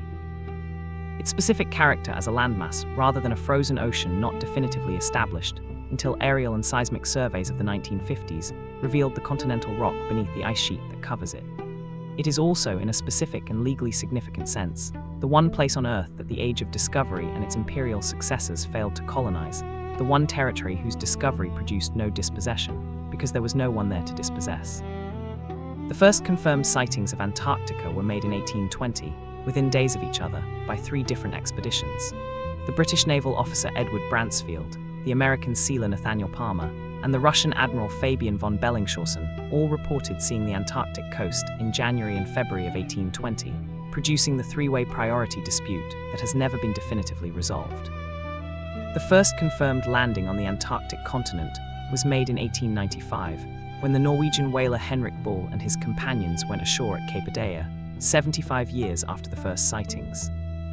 The interior of the continent remained entirely unexplored until the first decade of the 20th century, when the competing ambitions of Amundsen's Norwegian team and Scott's British team in the race to the South Pole finally brought human beings to the most remote point on the Earth's surface. The Antarctic Treaty of 1959, negotiated by 12 nations during the International Geophysical Year of 1957-58, when international scientific cooperation in Antarctica reached its first significant scale, established the continent as a territory dedicated to scientific research and international cooperation, suspending territorial claims without resolving them and prohibiting military activity and mineral extraction. It is the most successful international environmental agreement in history, the one piece of territory on the Earth's surface where the pattern of exploration followed by exploitation that characterized the Age of Discovery has, so far, been interrupted. Antarctica remains uncommercially exploited, internationally governed, and scientifically studied, the one place where the explorer's horizon led not to empire, but to something more like wisdom. Fact 82. Space exploration, the horizon beyond the horizon. In October of 1957, 12 years after the end of the Second World War, and 565 years after Columbus's first Atlantic crossing, the Soviet Union launched Sputnik, the first artificial satellite to orbit the Earth, and initiated an extension of the exploration tradition whose geographical scope was so vastly larger than anything that had preceded it that the word exploration itself required reconsideration. Its meanings stretched across distances that the caravel navigators, who initiated the terrestrial version of the tradition, could not have conceived. The exploration of space was continuous with the exploration tradition that began with the Phoenicians and the Portuguese and the Polynesians. It was motivated by the same combination of curiosity, national competition, and the specific refusal to accept the visible horizon as the final boundary of human knowledge.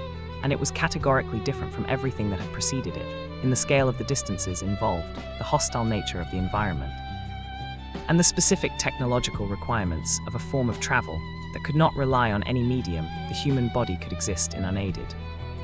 The specific lineage connecting the Age of Discovery to the space age is not merely metaphorical. The navigational mathematics developed for oceanic position finding evolved, through several generations of refinement, into the orbital mechanics that govern spacecraft trajectories. The institutional structure of space exploration, the competition between national programs, the role of royal or governmental patronage now expressed as NASA or ESA funding, the specific prestige value attached to the first landing or the first orbit, reproduced, in a new technological context, the same competitive dynamic that had organized the Age of Discovery. And the experience of the early astronauts and cosmonauts, the specific psychological reality of traveling beyond the familiar, of viewing the Earth from a perspective no human being had previously occupied, of confronting an environment as alien and as unforgiving as the open ocean had been to the first Atlantic sailors, contained echoes of the exploration experience that the astronauts themselves recognized and described. Yuri Gagarin, whose orbit of the Earth on April 12, 1961, made him the first human being in space, was 27 years old, 2 years older than Columbus was on his first Atlantic crossing, 10 years younger than Magellan when he departed Seville. The specific quality of the courage required was different in its details, but not in its essence. The willingness to enter an environment in which no one had survived before, in a vessel whose reliability was untested in the specific conditions that would be encountered, guided by calculations that were as accurate as the available knowledge could make them, and as uncertain as all calculations about genuinely novel conditions must be. The ocean was ahead. It was always ahead. Now it was above. Fact 83. The Lost Cities Found, Archaeology as Exploration. The 20th century produced a form of exploration that differs from all its predecessors in a single crucial respect. It looked not outward to undiscovered territory, but inward to undiscovered history, using the specific tools of archaeology to recover the physical remains of civilizations that had been hidden by time and vegetation, and the specific processes of abandonment and ruin that accumulate over centuries and millennia into a layer of forgetting so complete that the existence of what lies beneath becomes, eventually, as unknown as any uncharted sea. The great archaeological discoveries of the 20th century, Machu Picchu, Tutankhamun's tomb, the Terracotta Army, the Minoan civilization of Crete, the city of Troy, are as genuinely exploratory as any oceanic crossing, the recovery of a past as inaccessible to ordinary knowledge as any terra incognita. Hiram Bingham's discovery of Machu Picchu in 1911, the recovery of the Inca mountain citadel from the cloud forest vegetation that had concealed it for approximately 350 years, is the most romantic of these archaeological rediscoveries, the one whose specific circumstances most closely approximate the conventional image of the explorer finding something entirely unknown. Bingham, a Yale historian who was searching for the last Inca capital of Vilcabamba, was led to the site by a local farmer named Melchor Artiga, whose knowledge of the ruin in the jungle above his farm was the decisive intelligence, a pattern whose repetition at this point in our account should need no commentary. The site he found was extraordinary, a complete Inca city of approximately 200 structures, its stone walls still standing, its terraces still recognizable, its astronomical alignments still precisely oriented to the solstice sunrises and sunsets they had been designed to mark. What the great archaeological discoveries of the 20th century added to the exploration tradition was a temporal dimension that the spatial tradition of oceanic and terrestrial exploration had lacked.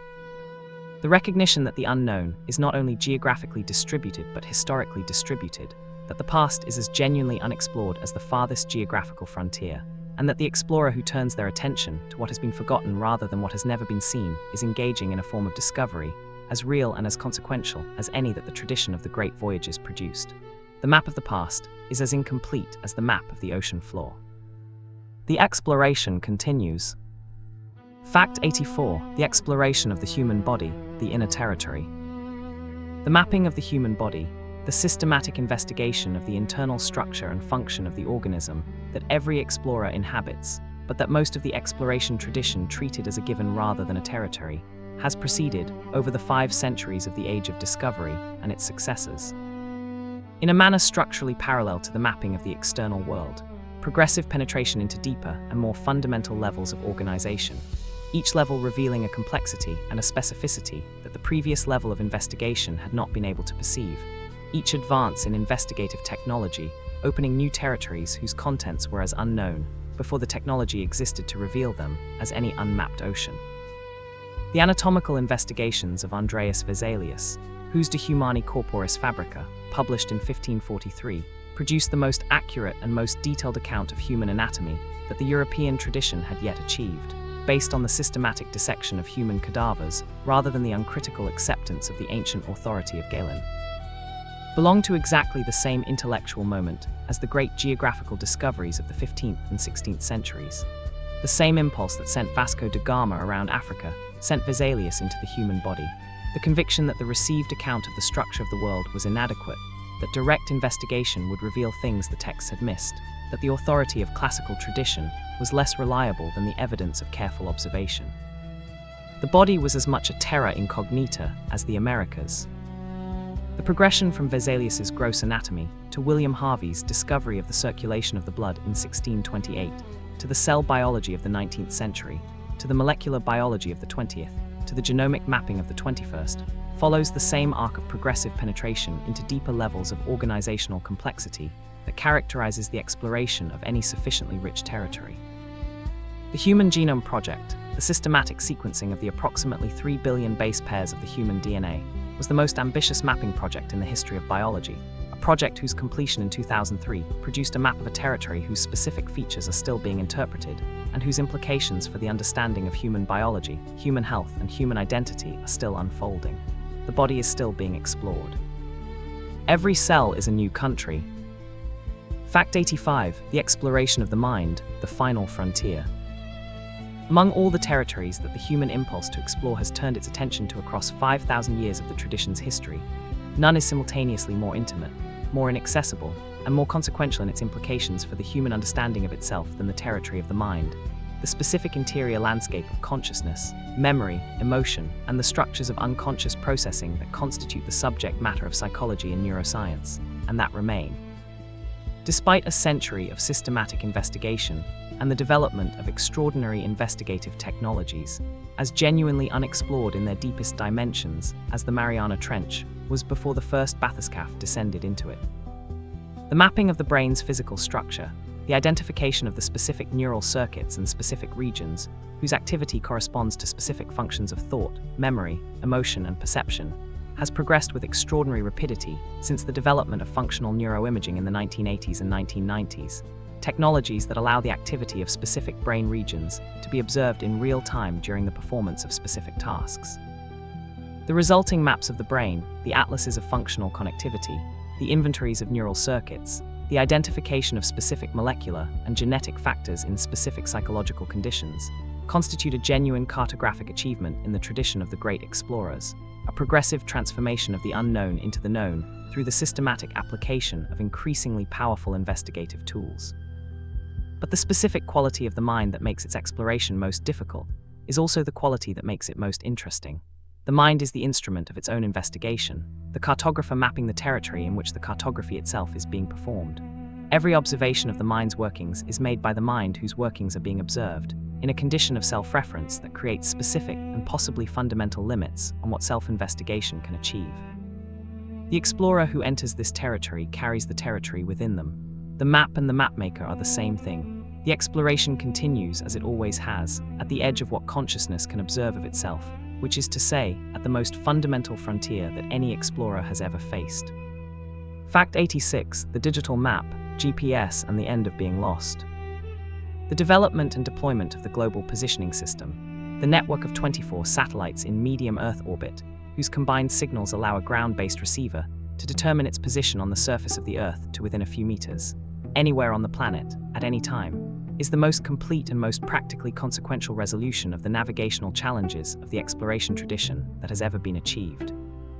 A technological solution to the problem of knowing where you are that renders obsolete, for ordinary navigational purposes, every instrument and every technique that the exploration tradition developed over 5,000 years of oceanic and terrestrial travel. The astrolabe, the quadrant, the marine chronometer, the sextant, the compass, dead reckoning, celestial navigation, the entire accumulated navigational knowledge of the age of discovery, all of it superseded for practical navigation by a device that fits in a pocket and costs less than a day's wages. The specific historical significance of GPS in the context of the exploration tradition is the inversion it represents of the central defining condition of exploration, the condition of not knowing where you are. The explorer's fundamental challenge, from the first Phoenician navigator calculating their position by the stars to Magellan crossing the Pacific without knowledge of its width to Scott navigating the Antarctic plateau by dead reckoning, was always the challenge of position, the question of where, exactly, in the vastness of the unmapped world, you currently stood. GPS has eliminated this challenge so completely, for anyone with access to the technology, that the specific experience of geographical disorientation, of being genuinely, consequentially lost in an unknown landscape, has become, for most people in most circumstances, not a danger to be managed, but a failure of technology to be corrected by checking the phone. What GPS has not eliminated, and what no technology can eliminate, is the interior disorientation that the exploration tradition always recognized as more fundamental than the geographical one. The condition of not knowing who you are, where you are going in the larger sense, what the journey you are on is for. The navigational challenges of the age of discovery were solved, one, by the progressive development of instruments and methods adequate to their specific demands.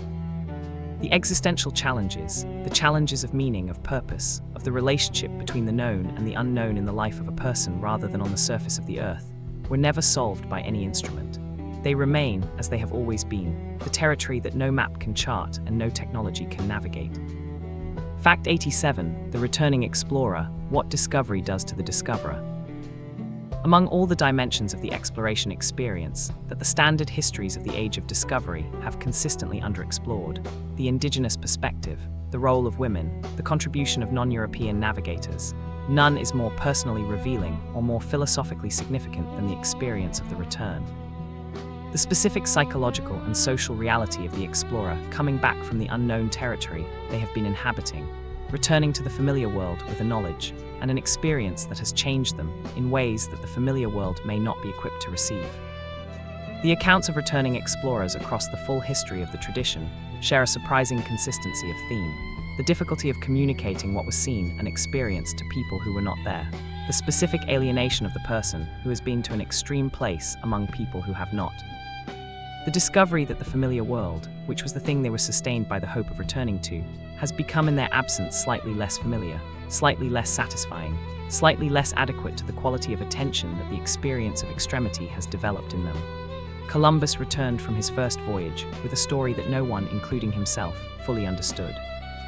Magellan's survivors returned as the first human beings who had sailed around the world and found that the specific achievement was almost incomprehensible to the audiences they reported it to. Scott's expedition journals, written in the tent in which he was dying, within 11 miles of the supply depot that could have saved him, were the communication of a man whose specific experience of the Antarctic was beyond anything that the readers of the Edwardian England he was writing for could directly share. The philosopher and psychologist William James wrote that the essential value of adventure was not in the achievement, but in what the person who undertook it became in the course of the undertaking, the specific expansion of the self that comes from having been genuinely tested, genuinely disoriented, genuinely required to discover capabilities that ordinary life had not demanded. The explorer returns changed. The world they return to is not changed, or not changed in the same ways. The gap between these two conditions of change, the changed person and the unchanged world, is the specific interior territory that every returning explorer must navigate, with instruments that the tradition of oceanic exploration never developed, because they could not be built from anything outside the self. Fact 88. The living descendants, exploration traditions today. The formal institutional tradition of exploration, the Royal Commission, scientific expedition, national prestige model that dominated the age of discovery and its successors, has in the 21st century been substantially replaced, in the domain of terrestrial exploration, by a more diverse and less hierarchical set of practices that distribute the exploratory impulse across a much wider range of practitioners, motivations, and methods than the tradition's institutional history would suggest was possible. The solo long-distance traveler, the scientific field researcher, the citizen naturalist contributing observational data to global biological surveys, the investigative journalist entering restricted territories to document human rights abuses, the underwater archaeologist recovering submerged landscapes. All of these are practicing forms of exploration that belong to the tradition without belonging to its institutional structure. The specifically indigenous dimension of contemporary exploration practice is one of the most significant and most under-acknowledged. The systematic revival of traditional navigational knowledge in Polynesia, driven by the Polynesian Voyaging Society and figures like the master navigator Maupiailug, has produced a living restoration of the wayfinding tradition that the Polynesian settlement of the Pacific demonstrated 2,000 years ago. The voyaging canoe Hokulair, launched in 1975, sailed by traditional non-instrument navigation by Piailug and his successors, and in recent years circumnavigated the globe, represents a form of exploration that explicitly reverses the standard direction of the tradition, recovering rather than extending, restoring rather than discovering, demonstrating that the knowledge that the age of discovery found and suppressed has not been finally lost. The ocean science of the 21st century, the Argo Float program that maintains thousands of autonomous instruments recording temperature and salinity throughout the world's oceans, the satellite altimetry systems that measure sea surface height globally to millimeter accuracy, the deep-sea autonomous underwater vehicles mapping the last unmapped terrain on Earth, is exploration conducted by machines rather than by persons, producing geographical knowledge without the human presence in the field that the tradition from Phoenicia to Amundsen had always required. Whether this constitutes genuine exploration in the tradition's full sense, whether the knowledge that comes back from an autonomous drone carries the specific quality of knowledge gained through personal presence in an extreme place, is a question that the tradition has not yet fully answered. The machines map. The question of what mapping means remains a human one. Fact 89. What the explorers gave us, the world we inherited. We are approaching the final fact of our journey through the age of discovery, and it is worth pausing here in the penultimate station to take honest stock of what the tradition of exploration has given us, not in the celebratory sense that the standard histories of the tradition have always preferred, not as a list of achievements whose costs can be set aside, but in the fuller sense that acknowledges both the extraordinary gifts and the extraordinary prices paid for them. Both the knowledge gained and the lives destroyed in the gaining, both the world made knowable and the worlds made unlivable in the process of their becoming known. The exploration tradition gave us the map, the complete inventory of the Earth's surface, the knowledge of the specific shape and size and distribution of the planet's land and water that is now so completely taken for granted that it is difficult to reconstruct, imaginatively, what it felt like to live in a world where the shape of the Earth was genuinely unknown. It gave us the global trading system, the network of commercial connections that now links every economy on Earth to every other, and that makes possible the specific material standard of living that the industrialized world has achieved and that the rest of the world is in various stages of approaching. It gave us the biological knowledge of the Columbian Exchange, both the agricultural wealth and the epidemic devastation. It gave us the political frameworks of the modern nation-states of the Americas, Africa, and Asia, with all their specific inheritances of colonial boundary drawing and colonial institutional structures. It gave us, in the tradition of navigational and cartographic science, the methodological foundations of the empirical investigation of the natural world, the habit of measuring and recording, the practice of comparing observations across different times and places, the understanding that geographical and natural knowledge must be tested against the specific conditions of specific places rather than deduced from the authority of classical texts. And it gave us, in the specific human stories of the people who made the voyages and survived them and reported them, a record of human possibility, of what human beings are capable of when the horizon recedes, and the course is set and the wind fills the sail. that the tradition of exploration literature has preserved across 5 centuries with a specificity and a vividness that no abstract account of the age's consequences can replace. Fact 90, Explorers at 90, the edge of what we know.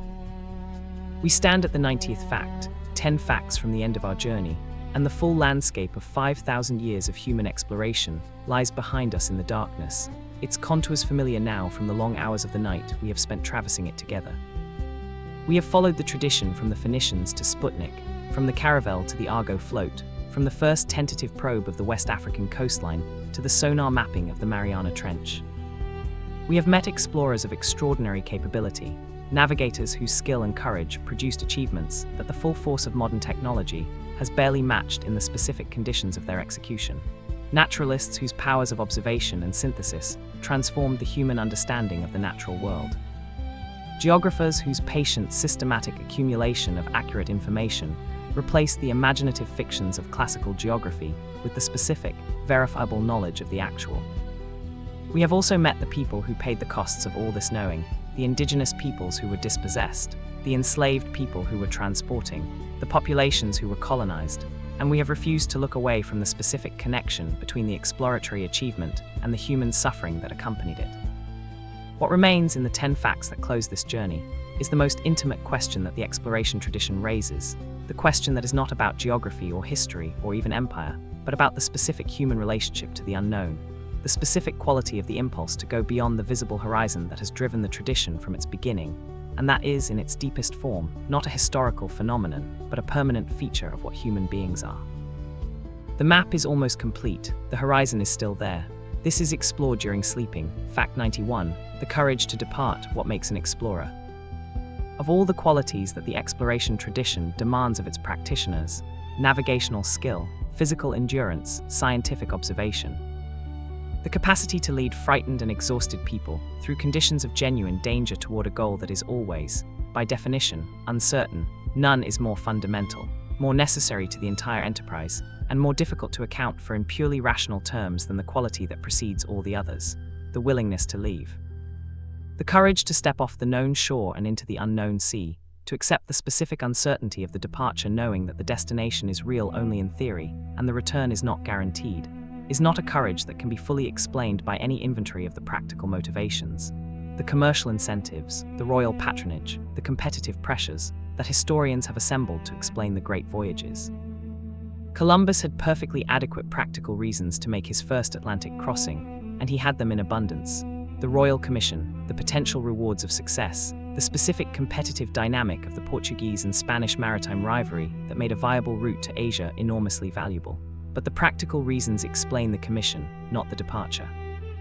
They do not explain the 33 days of open ocean without sight of land, with a crew whose confidence in the enterprise was declining daily, guided by a calculation that was wrong and a conviction that was right, sustained by a specific quality of inner certainty that cannot be reduced to rational calculation without losing something essential in the translation. Columbus departed because he was Columbus, because the specific configuration of personality and experience and obsessive conviction that constituted him was the kind of configuration that departs. The same irreducible personal quality is present in every explorer whose story the tradition has preserved with sufficient detail to make the person visible behind the achievement. Magellan, who transferred his allegiance from Portugal to Spain rather than abandon the westward route he believed in.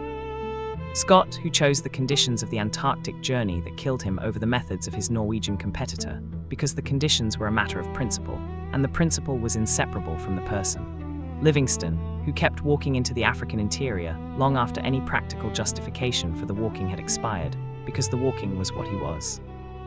The exploration tradition is, in its most personal dimension, not a history of voyages, but a history of people who were constitutionally unable to remain on the known shore. The courage to depart was not something they chose, it was something they were. Fact 92, the maps we never made, the territories left behind. The age of discovery produced an inventory of the Earth's surface that is, from the perspective of the 21st century, essentially complete. The coastlines mapped, the mountain ranges measured, the river systems traced, the blank spaces filled in with the specific precision of modern satellite imaging that leaves no feature of the Earth's surface undocumented to any reasonable standard of geographical resolution. And yet the tradition of exploration that produced this complete map was, in the course of its production, also the tradition that destroyed, suppressed, and rendered inaccessible an enormous and irreplaceable body of geographical knowledge. The indigenous knowledge systems that had developed, over thousands of years of intimate inhabitation of specific landscapes, an understanding of those landscapes whose depth and specificity no European survey could approach. The knowledge that was lost was not primarily cartographic in the European sense.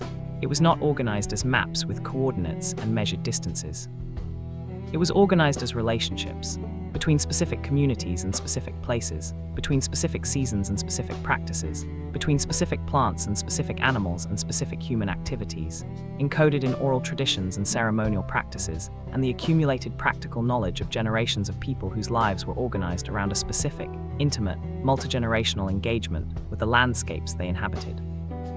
The Aboriginal Australian songlines, the network of roots across the continent encoded in narrative and song, that constituted both a geographical map and a historical record and a spiritual cosmology, represent one of the most sophisticated knowledge systems ever developed for the specific purpose of orienting human beings in a particular landscape, and they were recorded for the European tradition.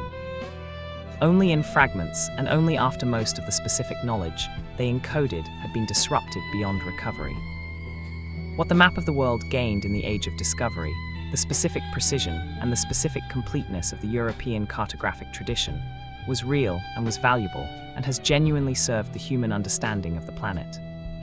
What it replaced was also real and was also valuable, and its loss, the loss of thousands of years of accumulated, place-specific, relationally organized, spiritually grounded geographical knowledge, is as genuine and as consequential a part of the age's legacy as any of the achievements that the celebration of the tradition has always foregrounded. The maps we made were extraordinary. The maps we destroyed are irretrievable. Both things are true, and the exploration tradition is not fully understood until both are held together. Fact 93: the living oceans, exploration and climate. The specific irony that the 21st century has added to the long history of exploration is the discovery, made through the same combination of scientific investigation and systematic observation, that the exploration tradition always relied upon, that the world whose surface the tradition spent 5 centuries mapping is itself changing, and changing in ways whose ultimate implications for the geography of the inhabited Earth are still being determined. The climate change driven by the combustion of the fossil fuels that powered the Industrial Revolution, whose own material foundation was in significant part the product of the colonial systems that the Age of Discovery established, is producing a progressive alteration of the oceanic and atmospheric systems whose specific patterns define the conditions within which the exploration tradition operated. The specific navigational conditions that the great explorers learned and exploited, the trade winds, the westerlies, the monsoon systems, the ocean current patterns, are the products of a global climate system that is now being altered at a pace unprecedented in the human record. The Arctic sea ice, whose summer extent defined the conditions of Northwest Passage navigation, is declining. The passage that killed Franklin and defeated dozens of expeditions is now navigable by ordinary vessels for months of the year. The coral reefs that Cook used to navigate the Australian coast are bleaching and dying in warming waters. The monsoon systems that da Gama's Arab pilot exploited to cross the Indian Ocean are shifting in timing and intensity. The world that the explorers mapped is not the world that the maps describe anymore. The exploration of this changing world, the systematic scientific investigation of what the climate is doing to the oceanic and terrestrial systems on which human civilization depends, is the most urgent exploratory project of the 21st century, and it is one in which the specific skills of the exploration tradition, patient observation, rigorous measurement, the willingness to go to difficult and uncomfortable places to gather the evidence that cannot be gathered from a distance, are as relevant as they were in the Age of Discovery. The scientists drilling ice cores in Antarctica and deploying sensors in the deep ocean and tracking the migration patterns of animals displaced by warming temperatures are the contemporary heirs of the tradition that began with the Phoenicians measuring the stars from the deck of a Mediterranean galley. The ocean is changing. The exploration continues. Fact 94: the undiscovered countries, what remains. The completion of the map of the Earth's surface, the filling of the last geographical blank spaces that the exploration tradition spent 5 centuries pursuing, has not, as the logic of the tradition might have predicted, brought the exploration impulse to its conclusion. What it has done is reveal the specific character of that impulse more clearly than it has ever previously been visible. The impulse is not, at its deepest level, a response to the specific fact of geographical ignorance, not a reaction to the specific existence of blank spaces on maps. It is something more fundamental, a permanent feature of the human relationship to the world. A constitutive orientation toward the unknown that does not disappear when the geographical unknown is eliminated, but simply relocates, finding new territories whose specific contents are as genuinely unknown as the West African coast was to the first Portuguese navigator who rounded it. The territories that remain genuinely unknown in the 21st century are not geographical but dimensional. They are organized by depth rather than extent, by scale rather than location. The deep ocean floor, the subsurface environments of other planets, the specific molecular mechanisms of consciousness, the full ecological complexity of the remaining rainforests, the specific contents of the human microbiome and their relationships to health and disease. The detailed structure of dark matter and dark energy, which constitute approximately 95% of the universe's total mass energy content, and about whose specific nature essentially nothing is known beyond the gravitational effects they produce.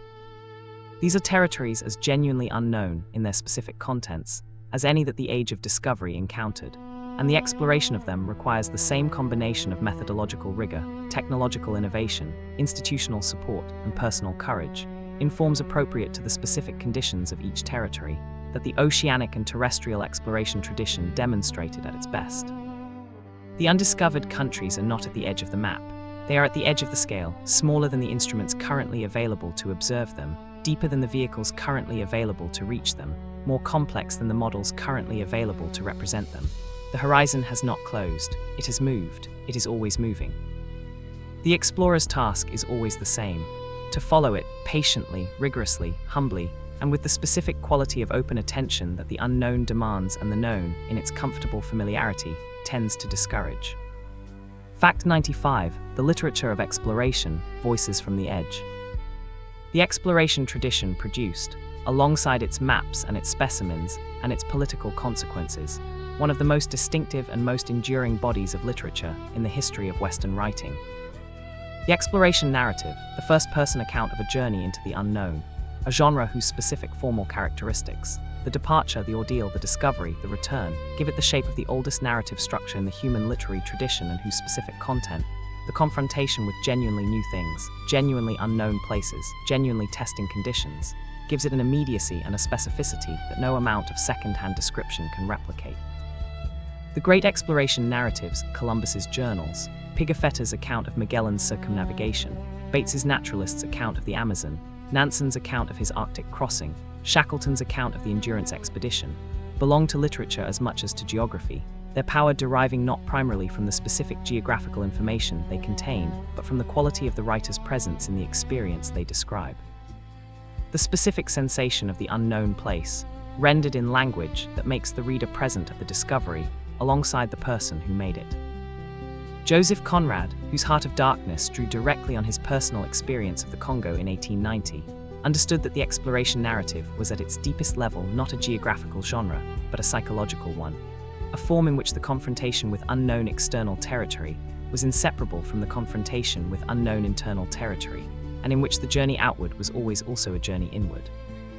The exploration narrative continues to be written in the 21st century, its territory expanded to include the deep ocean, the high atmosphere, the surfaces of other planets, the interior of the body, the landscape of grief and illness, and recovery that the personal essay has colonized with the same combination of courage and curiosity that the caravel navigators brought to the unknown sea. The form is the same, the impulse is the same. The specific quality that makes a journey worth writing about and worth reading, the quality of genuine attention to genuine experience in genuinely unknown conditions, is the same quality that made Pigafetta's account of Magellan's circumnavigation as readable 5 centuries after it was written as it was in the year of its composition. The journey is always new. The reader is always on the shore. Fact 96, the explorers we remember and the ones we forgot. The canon of the exploration tradition, the list of names that the history of the Age of Discovery has preserved and celebrated, the navigators and conquistadors and naturalists, whose achievements are commemorated in the names of continents and oceans and mountain ranges, and whose portraits appear in the institutional galleries of the geographical societies of Europe and America, is a list that reflects, with remarkable consistency, the specific biases of the tradition of historical commemoration that produced it. The bias toward Europeans over non-Europeans, toward men over women, toward the official expedition over the indigenous guide, toward the person who wrote the report over the person who made the knowledge possible. The recoveries that recent scholarship has accomplished, the restoration of Mary the Jewess to the history of chemistry, of Sacagawea to the history of American exploration, of Nain Singh to the history of Himalayan geography, of Jean Barrett to the history of circumnavigation, of the Polynesian navigators to the history of Pacific exploration, of Ibn Battuta to the history of medieval geographical knowledge, are not corrections to a history that was otherwise accurate. They are the beginning of a more complete version of a history that has always been, in its canonical form, a selective account organized around the specific values and the specific blind spots of the institutions that produced it. What the more complete version of the exploration tradition reveals is not that the celebrated explorers were frauds or that their achievements were illusory, but that the achievements were larger and more collaborative and more globally distributed than the celebration of individual European navigators could accommodate. The world was discovered not by Europeans alone, but by every human civilization that ever pushed beyond its immediate horizon, that ever sent a boat into unknown water or a traveler down an unknown road or a question into an unexplored territory of knowledge. The tradition belongs to all of them. The history that finally tells all their stories is the history that the exploration tradition deserves. Fact 97, the next horizon where the tradition goes. The exploration tradition of the 21st century is, in its most active current expressions, simultaneously more distributed and more technologically sophisticated than any previous phase of the tradition's history, organized around the specific opportunities and the specific challenges of a moment when the geographical surface of the Earth is essentially completely known, but when the depth dimensions of reality, the ocean floor, the subsurface microbiome, the quantum structure of matter, the interior of consciousness, the surfaces of other worlds, remain as genuinely unexplored as the West African coast was to the first Portuguese navigator who rounded it. The specific institutional forms through which the 21st century exploration tradition operates are different from the royal patronage and the trading company structures that organized the age of discovery. They include the national space agencies and the international scientific consortia and the citizen science platforms and the philanthropically funded ocean research programs and the university field research stations that collectively constitute the contemporary institutional infrastructure of exploration. They are, in their organizational logic, the descendants of Prince Henry's court at Sagres and the Dutch East India Company and the Royal Geographical Society, institutions that convert the individual impulse to explore into organized, funded, systematic programs of investigation that accomplish collectively what no individual could accomplish alone. What has not changed, what the 5,000 years of the exploration tradition suggest will never change, as long as human beings remain what they are, is the specific quality of the impulse that drives the tradition at its most fundamental level. The refusal to accept the visible as the complete, the conviction that what is not yet known is worth the effort of knowing, the specific courage of the departure from the familiar shore into the unknown sea. The horizon is always ahead. The tradition is always beginning. The explorer who reads the stars and sets the course and gives the order to depart is always the same person, wearing the faces of every age. Fact 98, the explorers return, what the journey changes. Every explorer who has ever returned from a genuine journey into the unknown, who has spent time in a place where the ordinary supports of familiar life were absent and the specific demands of the unknown environment were the only reality, has come back changed in ways that the journey's outward description cannot fully convey. The change is real and is permanent and is recognized in the accounts of returning explorers across 5 centuries of the tradition, with a consistency that suggests it is not an accident of individual psychology, but a specific consequence of the specific kind of experience that genuine exploration provides. What the experience of the unknown does to the person who enters it, genuinely and without the protection of prior knowledge, in conditions where the outcome is uncertain and the specific demands of the situation must be met with whatever resources the person actually possesses rather than whatever resources they believe they possess, is to reveal the person to themselves in a specific and clarifying way. The Antarctic, the open ocean, the unmapped interior of a continent have no patience for pretension, no tolerance for self-deception, no mechanism for allowing a person to be other than what they actually are. In the extreme environment, the gap between what you believe yourself to be and what you actually are is closed by the specific pressure of the conditions in ways that the comfortable, familiar world never achieves. You discover what you are made of because the environment requires it. This specific function of genuine exploration, as a mechanism for self-knowledge, for the testing and the revealing of character in conditions where the test is real, connects the tradition of oceanic and terrestrial exploration to the alchemical tradition of inner transformation, to the contemplative traditions of every culture that have understood the journey as a form of self-discovery, to the specific understanding of the Great Voyage as simultaneously an outer and an inner event. The explorer who returns from the unknown is not the same person who departed. The world they return to is not yet the same world. The gap between them, the gap between the changed self and the unchanged world, is the specific interior territory that every returning explorer must learn to inhabit. It is also, in its own way, a new horizon. Fact 99, the unfinished map, why the search continues. We have reached the 99th fact, the last station before the final arrival, and the tradition that we have been following across 5,000 years of human history has resolved itself, from this perspective, into something cleaner and more essential than the complicated mixture of achievement and violence and knowledge and destruction that its historical reality has always been. It has resolved into a single persistent human gesture, repeated in every culture and every century and every dimension of the known world, the gesture of the person who stands at the edge of the known and looks outward at the unknown and chooses, for reasons that are never entirely rational and never entirely sufficient and never entirely wrong, to take the next step. The unfinished map is not a failure. It is the condition of the exploration tradition's continued existence, the specific feature of the world's relationship to human knowledge that ensures the tradition will never be completed and never be superseded, because the world is always larger than what is known of it, and the unknown is always receding just faster than the known is expanding, maintaining the specific proportion of mystery to knowledge that makes the search worth continuing. The ocean floor is 80% unmapped. The dark matter is completely unknown.